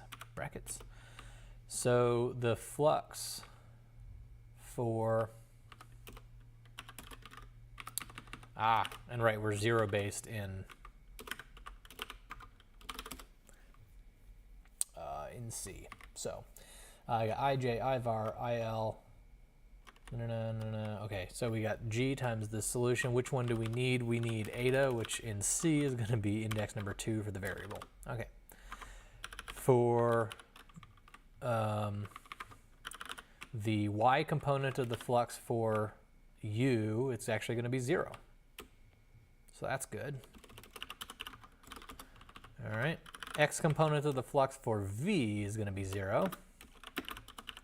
The y component is going to be g times eta. Let's make sure we get that right. And then for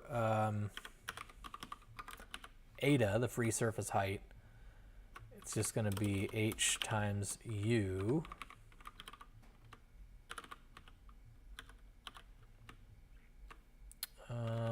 h times u, which is 0, and then we have h times v will go here. That should be it. We can get rid of all that.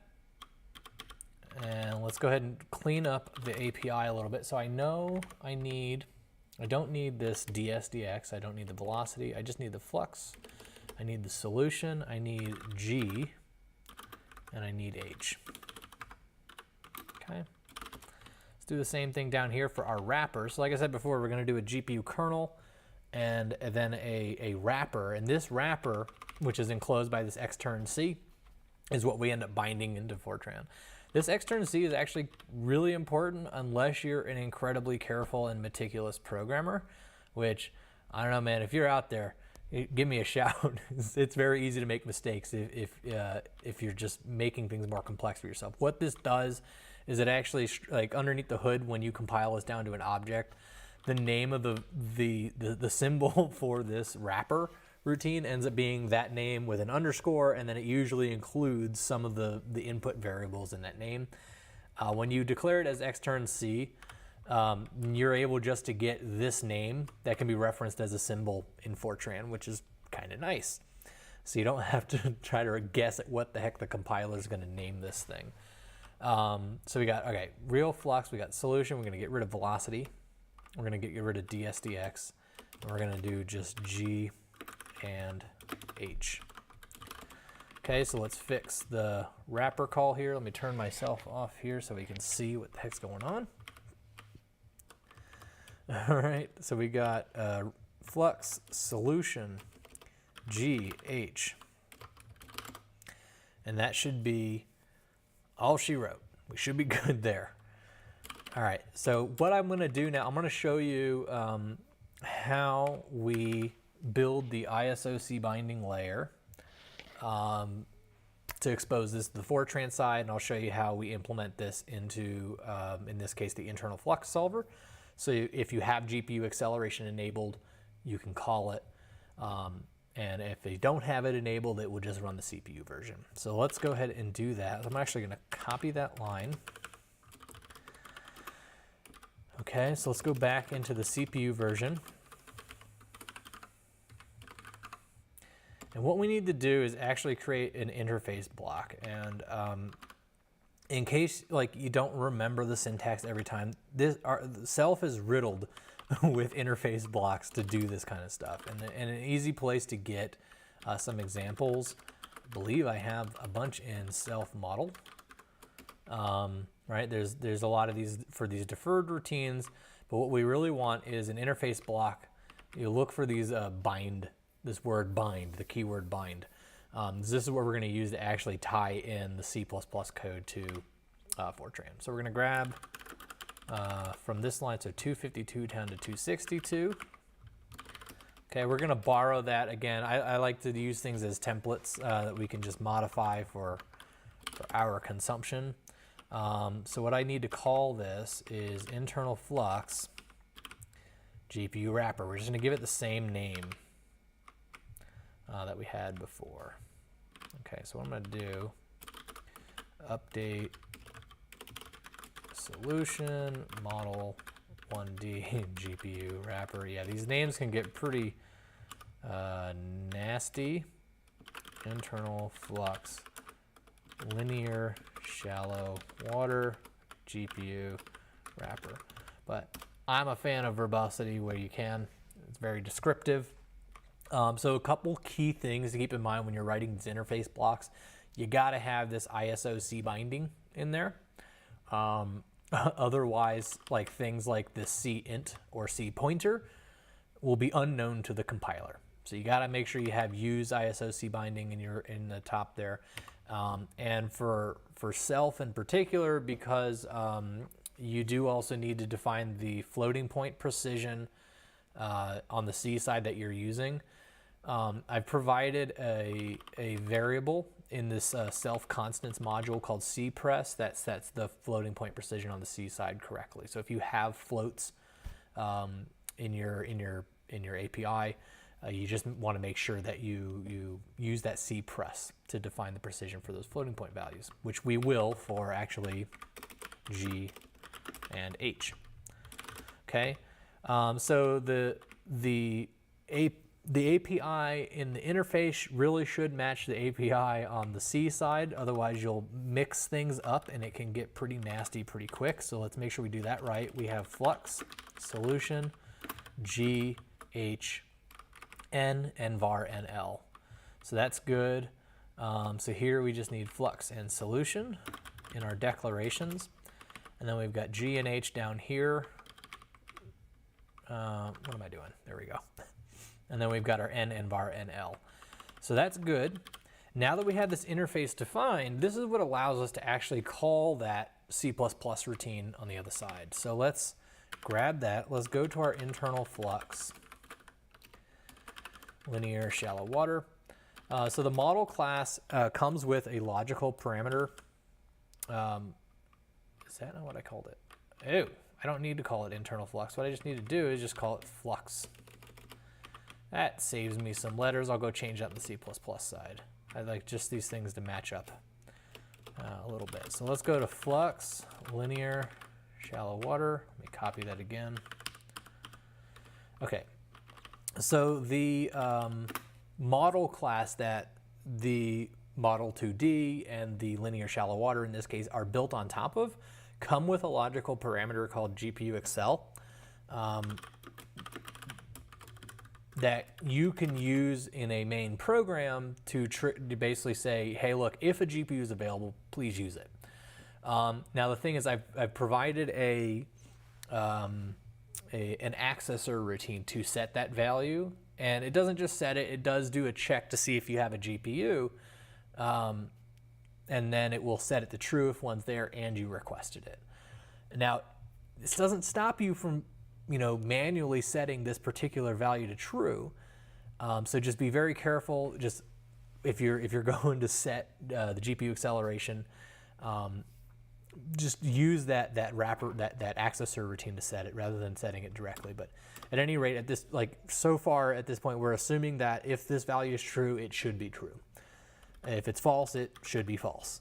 But what we're going to do inside of here is we're going to make a call to that GPU wrapper. Otherwise, we're just going to go ahead and implement the CPU side. Okay, let me close this off so I don't forget that conditional. All right, and then we're going to do a call. All right, and then we've got, what do I need the flux. So the flux is going to be this flux. It's going to be the interior, okay? And then we need to send it to device data. Rather than working on the host data like we did before, we're going to send it over to device data. We want to send it a pointer that's referencing memory on the GPU, right? So we got this solution, interior, and again, device data. Now the cool thing with some of the constants, you don't have to have device copies of them, so we can just send this G, this H, that's cool. We can do this N var, and whoops, it's not going to be this N var, it's going to be this percent solution, N var. I don't know why I have source down here. They should end up being the same, but for the sake of consistency, goodness. All right, and then the n value, so the degree of the polynomial actually comes from the interpolant that's associated with the solution. So we need to go one level deeper for that guy. And that's that. And then for the element, we need this solution percent NLM. All right, so that's our call to the GPU wrapper. Let's see if this works. We'll go from there. And I guess once it's done compiling, I'll show you a little bit how the build system works. So if you wanted to target a particular GPU, in this case, I'm on a system with an AMD MI25 Frontier Edition. So it's got the target GPU code for it is GFX 900. But if you were to build for, I see what I did wrong there. If you were to build for like an NVIDIA GPU, you would use like SM72 for the V100s or SM80 for the A100s, etc. I'll show you how to work with that. Let me fix these errors here. So I got if GPU accel, that's throwing an error. Linear shallow water. All right, 114. I forgot a then. That's kind of important. And this line has an ampersand when it shouldn't. Those are line continuation parameters. That's looking all right. Much better. I'll go ahead and open up another window while that finishes compiling. Actually, no, it should be okay. That should be fast. What error did I get? I forgot to change the name of Flux linear shallow water, so it's not finding the symbol for the GPU kernel. So let's go in there and we're gonna remove that word internal from all of those calls. And let's make clean and recompile. Almost there. But this is the pattern that you'll do every time you want to define a model, right? You go in, you need to define source, flux, RiemannSolver. If you have specific boundary conditions that are inhomogeneous, you would want to override the SetBoundaryCondition method, and then you would one by one, when you're ready, and if you wanted, implement them on the GPU. And implementing on the GPU, right, is writing a C++ kernel, C++ wrapper routine, and a hip kernel, and then exposing that with interfaces. So we're still getting an error here. The other problem is we do need to go back into that make include class.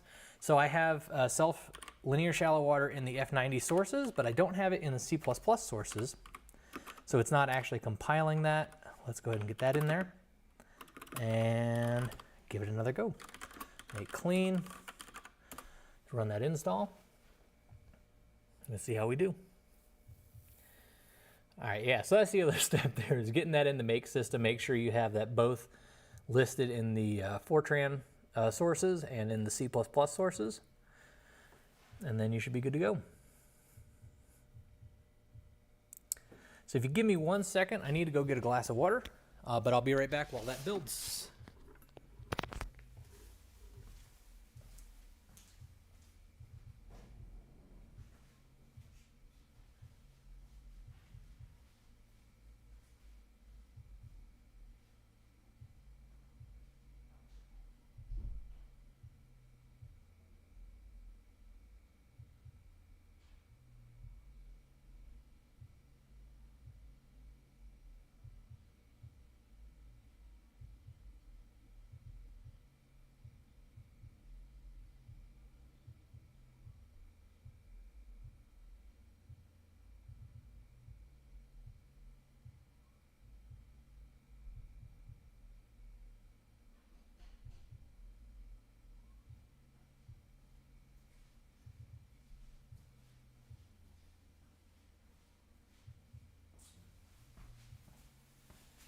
All right. So it looks like we just got a couple more errors to take care of here. Actually, just the one in the C++ kernel. And let's go to line 17. And of course, because I don't do C++ all the time, I forgot a semicolon to close off that line. All right. So once we get this done, which this looks pretty good, I'll just walk, basically from here, what I'm going to do in between now and the next live stream is implement the rest of those GPU kernels and apparently put those in for the advection class as well. But let's talk about how to do an example program. So there's really just two steps there. One, underneath the examples directory, you'll start to see more of these build out over time. So far, I've got this advection in conservative form. Let's go ahead and kind of start from this as a template. We'll do linear shallow water, and then this is going to be the simulation that with the round disk. We'll call it gravity wave release. I don't care how long these get. All right, so the names of these programs need to be is whatever they need to be. So say linear shallow water gravity wave release, and we'll walk through kind of each of the steps here, what's going on, so you get the idea of how to build a program now that works off that model that we just built.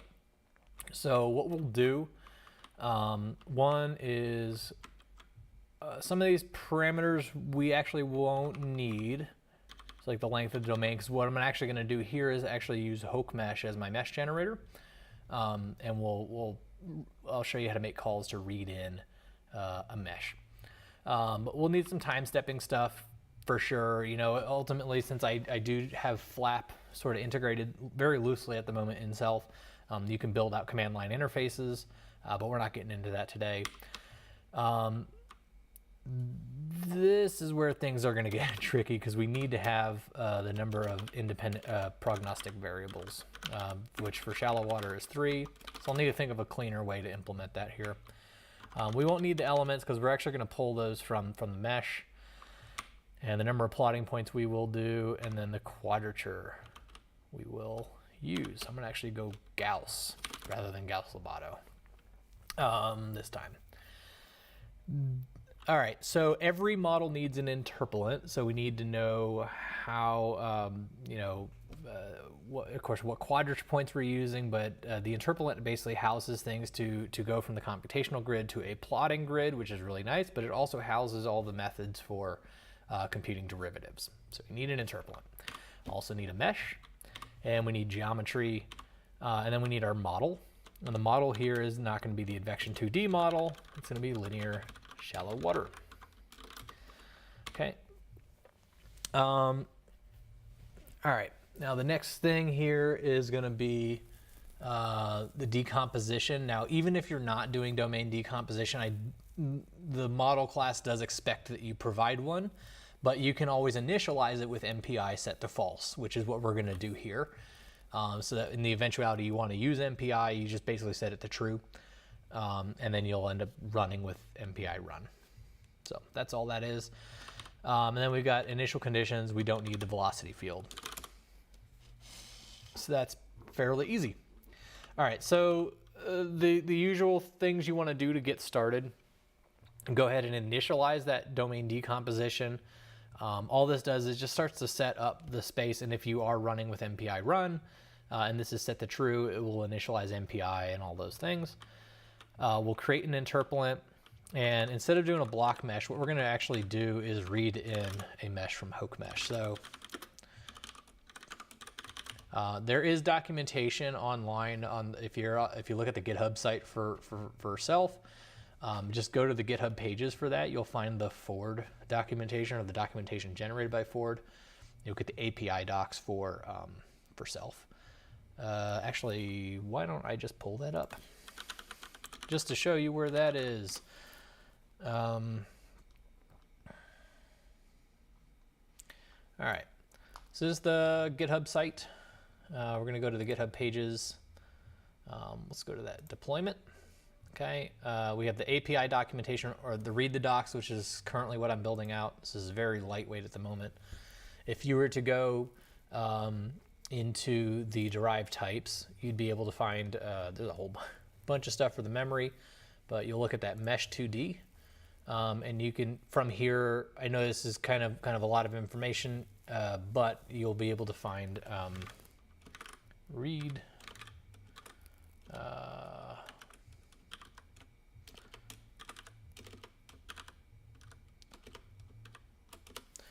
anyways, there you'll find the API for each of the read routines that we have. So here's what we want. There's actually the read ISM v2, and all you need to provide, of course, is the mesh object and then the path to the mesh file, which for now, I think what I'm going to do is just drop a mesh file into this directory. So let's go ahead and quickly generate a mesh file. So what I'm going to do is, as I did cheat a little bit, I pre-prepared a mesh for us. And let me remember where I did it. I think I did it in here, yeah. So we got circle. So if you haven't worked with HokeMesh before, there's a lot of ways to install it. My favorite is just to go ahead and use Spack. So you would just literally, once you install Spack, the package manager, you would just do Spack install HokeMesh. I've already done it on this system, so what I'm going to do is load it.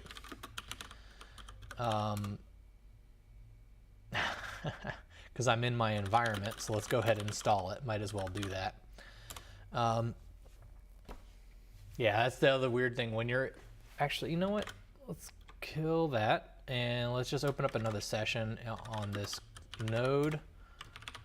And let's do, because I have it when I'm not in an environment. We'll do Spack load HokeMesh. I'm going to go into that HokeMesh directory. 2D. So it's pretty cool, HokeMesh. Is you can create mesh files. The control files, they call them, are they look like latex syntax. It's very neat. So at the top, you've got some of the parameters we're going to set here. So what's the name of the mesh file that's going to come out of this? There's a tech plot file, so we can visualize that. So I'll show you how to viz that in a minute. And then there's some statistics about the mesh. They tell you like the ratio of the largest to smallest angle, the ratio of the largest to smallest elements, lots of other mesh quality statistics that are going to get dumped there. When you're working with self, the mesh file format has to be ISMv2, as I depend on so the ISMv2 format provides not just nodes and elements, they provide me connectivity information, which saves a lot of time on the mesh initialization. And I don't have, let's just put it this way, my 3D routines for doing the mesh connectivities are kind of slow, but they work. But for larger meshes, it can be very time consuming where they're already implemented here in HokeMesh, so it's best just to use them. At any rate, basically what I've done here is just set up a grid that has an outer boundary that's just a circle, so of radius 5. So the x, you basically do a parametric curve for a circle down below. And then we can run, once you load HokeMesh, you pass in through the standard input the control file. Okay, so I've got a mesh with 84 elements. It's already got the edges for us and the nodes. What I want to do is pull this down here. So let me copy from Moog. What's my path? Let's go ahead from there. Let's just go ahead and copy that whole directory. And then we'll get this opened up in ParaView for visualization. So that way you can see what the mesh looks like. So we'll go ahead and open up ParaView and go ahead and dive into that circle directory, and you can take the tech file that's there. Okay. If we drop back to that solid color, it just gives us the nice flat disk, and if we turn on the wireframe, right, you can see the actual element boundaries and things like that. Surface with edges is another way to look at it. So this is the mesh we're going to end up using, and essentially once we read it in, we can define the solution at all these points. So at least get you through that stage of the visualization. In terms of running and validating the model, I'm going to do that between now and 2 weeks from now. Okay, so we've got a mesh file. It's over here in this circle.mesh. So let's go ahead and copy that guy over to self. Self examples. And then we'll sort things out underneath there. Let me go back to my other session here where I'm already at.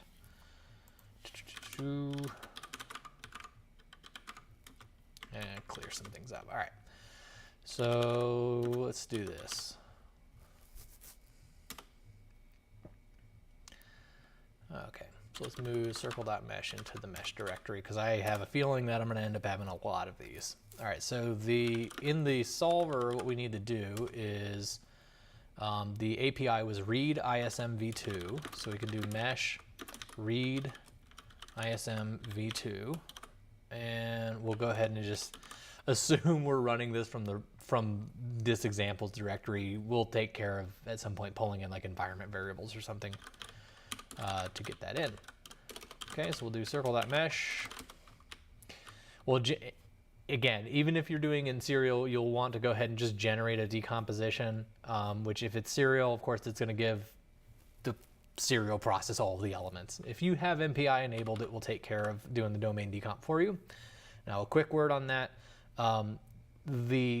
To do a domain decomposition, you really need to have, at least in self, a good element ordering. And what I mean by that is, if I list the elements 1 through an elem, essentially all I do in self is just divide that into as even chunks as I can with MPI. This is why I rely on Hopper as a preprocessor for 3D meshes, is because it will actually take in a mesh from HokeMesh or Gmesh or anything else like that and reorder those elements along what are called space filling curves, so that to some degree you're minimizing the idea is that by doing that ordering is you're minimizing for a lot of different decompositions the number of communications that would happen between MPI processes. Now, just using a Hoek mesh out of the box, they don't have a volume filling curve defined for the mesh ordering automatically. And in 2D, I don't think Hopper digests a 2D mesh file is really meant for 3D meshes. So there's still some work that I need to do to get that like reordering of the elements done so that you can have a good domain decomposition in 2D. But either way, when you're writing these codes, this call has got to be there. Once you have that, you'll generate the geometry. And then we can actually start to initialize the model, because now I've got my interpolant, I've got my mesh, I've got my geometry, got my domain decomposition. Now we can build the model. So we create the model by telling it how many variables there are, what the mesh, geometry, and decomp items are. So it just points to those. It doesn't create anything new. And then you can do things here like set the solution name, etc. What I might end up doing for the shallow water is override the initializer to force it to have only 3 variables, and then to set the solution names and things like that. So I'm going to go ahead and get rid of that here, and at some point I'll clean this up. And this is what I was talking about earlier. If you want to set the GPU acceleration, if you want to enable it, in the event that there is a GPU, you would just call this enable GPU accel function, rather than just like doing something like SEM model GPU accel equals true. This is a little bit dangerous because the code always builds with the GPU APIs turned on. And if you set it to true and you don't have a GPU, you'll probably get some seg faults because hitmalloc won't be able to malloc GPU device data, and things will kind of go haywire. So never do this. Always just use this enable GPU accel accessor, because it does, like I said, it will do some of the API calls for you to check to see if you have a GPU, and then set that flag on your behalf if one's available. We don't need to set the velocity field, which is cool. We do want to set the solution though, and the way the initial condition can be set is you can just use an array of characters, which is kind of nice, and you can pass that in. Alternatively, if you wanted to override or define a set initial conditions function, nothing can stop you from doing that. This is just a convenience to help you get started quickly. Since it basically does string interpretation on the fly, it's certainly not fast. So it's not something I would do for like time-dependent boundary conditions or things like that. So just keep that in mind. So what we'll do is we'll set the u velocity to 0, v to 0, and then we're going to set the free surface height to 0. So keep in mind that you do need to just, like, it doesn't matter what you call these prognostic variables here, they get thrown away by the parser. But just keep in mind that your variables need to be a single character. They can't be, like, you can't have a whole thing here, like I couldn't put eta. That would cause the parser to kind of puke a little bit, and I honestly don't know what it would do. So just keep your variables a single character, and you should be good to go. And get rid of that print statement. That was just something I was checking earlier. And then to set the initial condition, you can just call this set solution method that's provided for you. Of course, if you've worked with FEQ parse before, if you provide it an FEQ parse object, it will accept that as well. That works too. So we'll just set the solution. If you want to write the initial condition, you can just call these write and write tech plot. These have optional arguments for the file name if you wanted to provide a file name.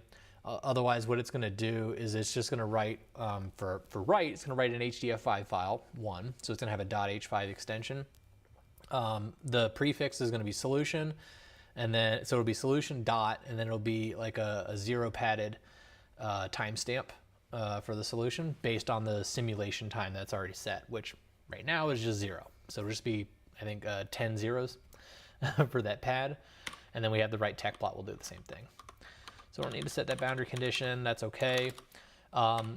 You can set the time integrator. Right now we have Euler implemented. I'm still working out some kinks with RK3 and RK4. But you'll be able to set your time integrator with a string, and that's implemented for you, so you don't have to write your own time integrators. Set your time step.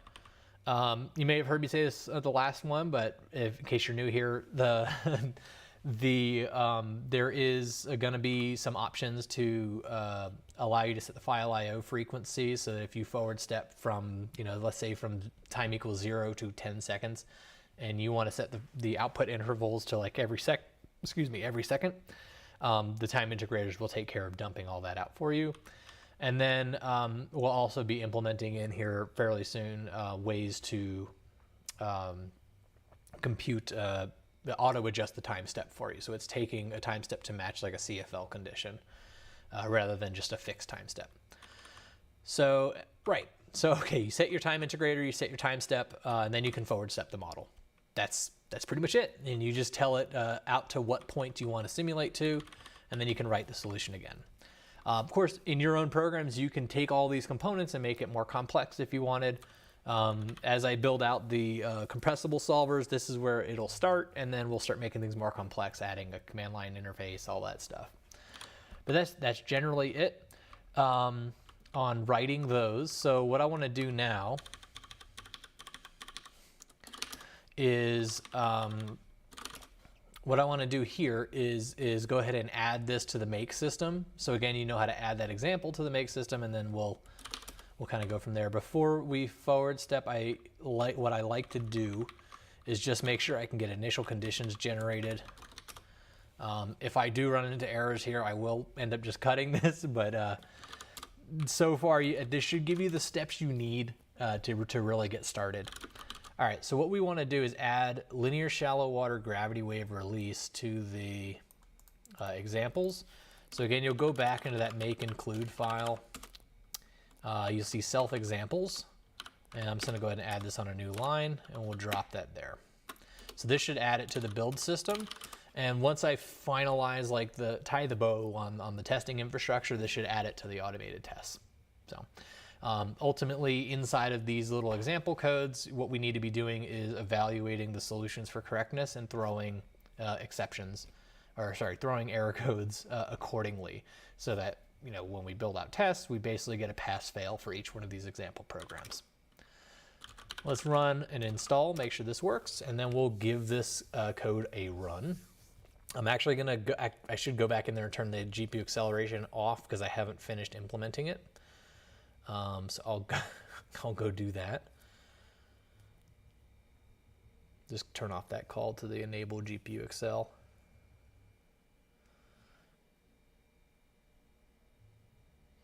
And then we should be all right. Actually, for the initial condition, it's okay. I'm not forward stepping, so.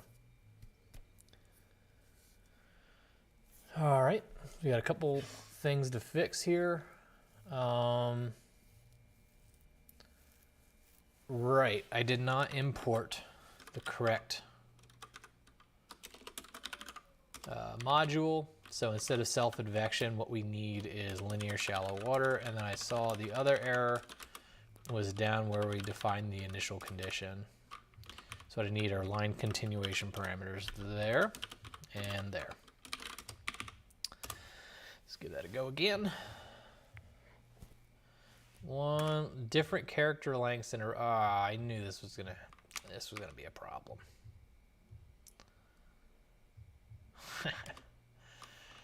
All right, this is not so elegant, but I'll figure out some way to get around this kind of stuff.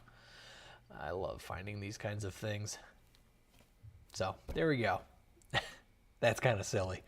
All right, let's, so the install, I put it to install self bin. So now underneath the bin direct, did it not go there?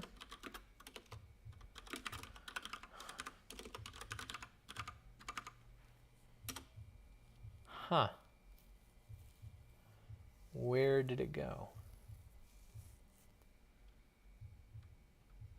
That's weird. Let's take a look at make that include.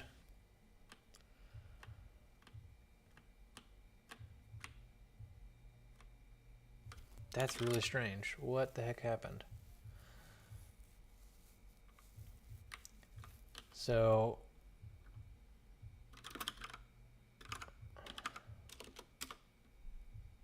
it moved. Oh, did I move it to examples? Trying to keep track of my own build system, and I can't even do that. There it is. It is in the examples. Okay. So we got linear, shallow water, gravity wave release. Awesome. So I've got a seg fault. Oh, cannot open file. Oh, because I said I needed to be in the examples directory. I did say that.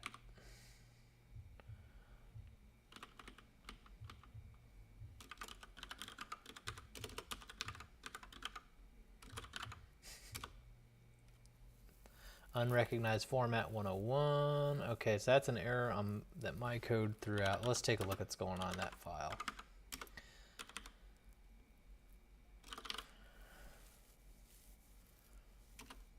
Oh, I think HokeMesh might have actually removed that statement at the top. So what's happening here is in the read ISM v2 mesh 2D,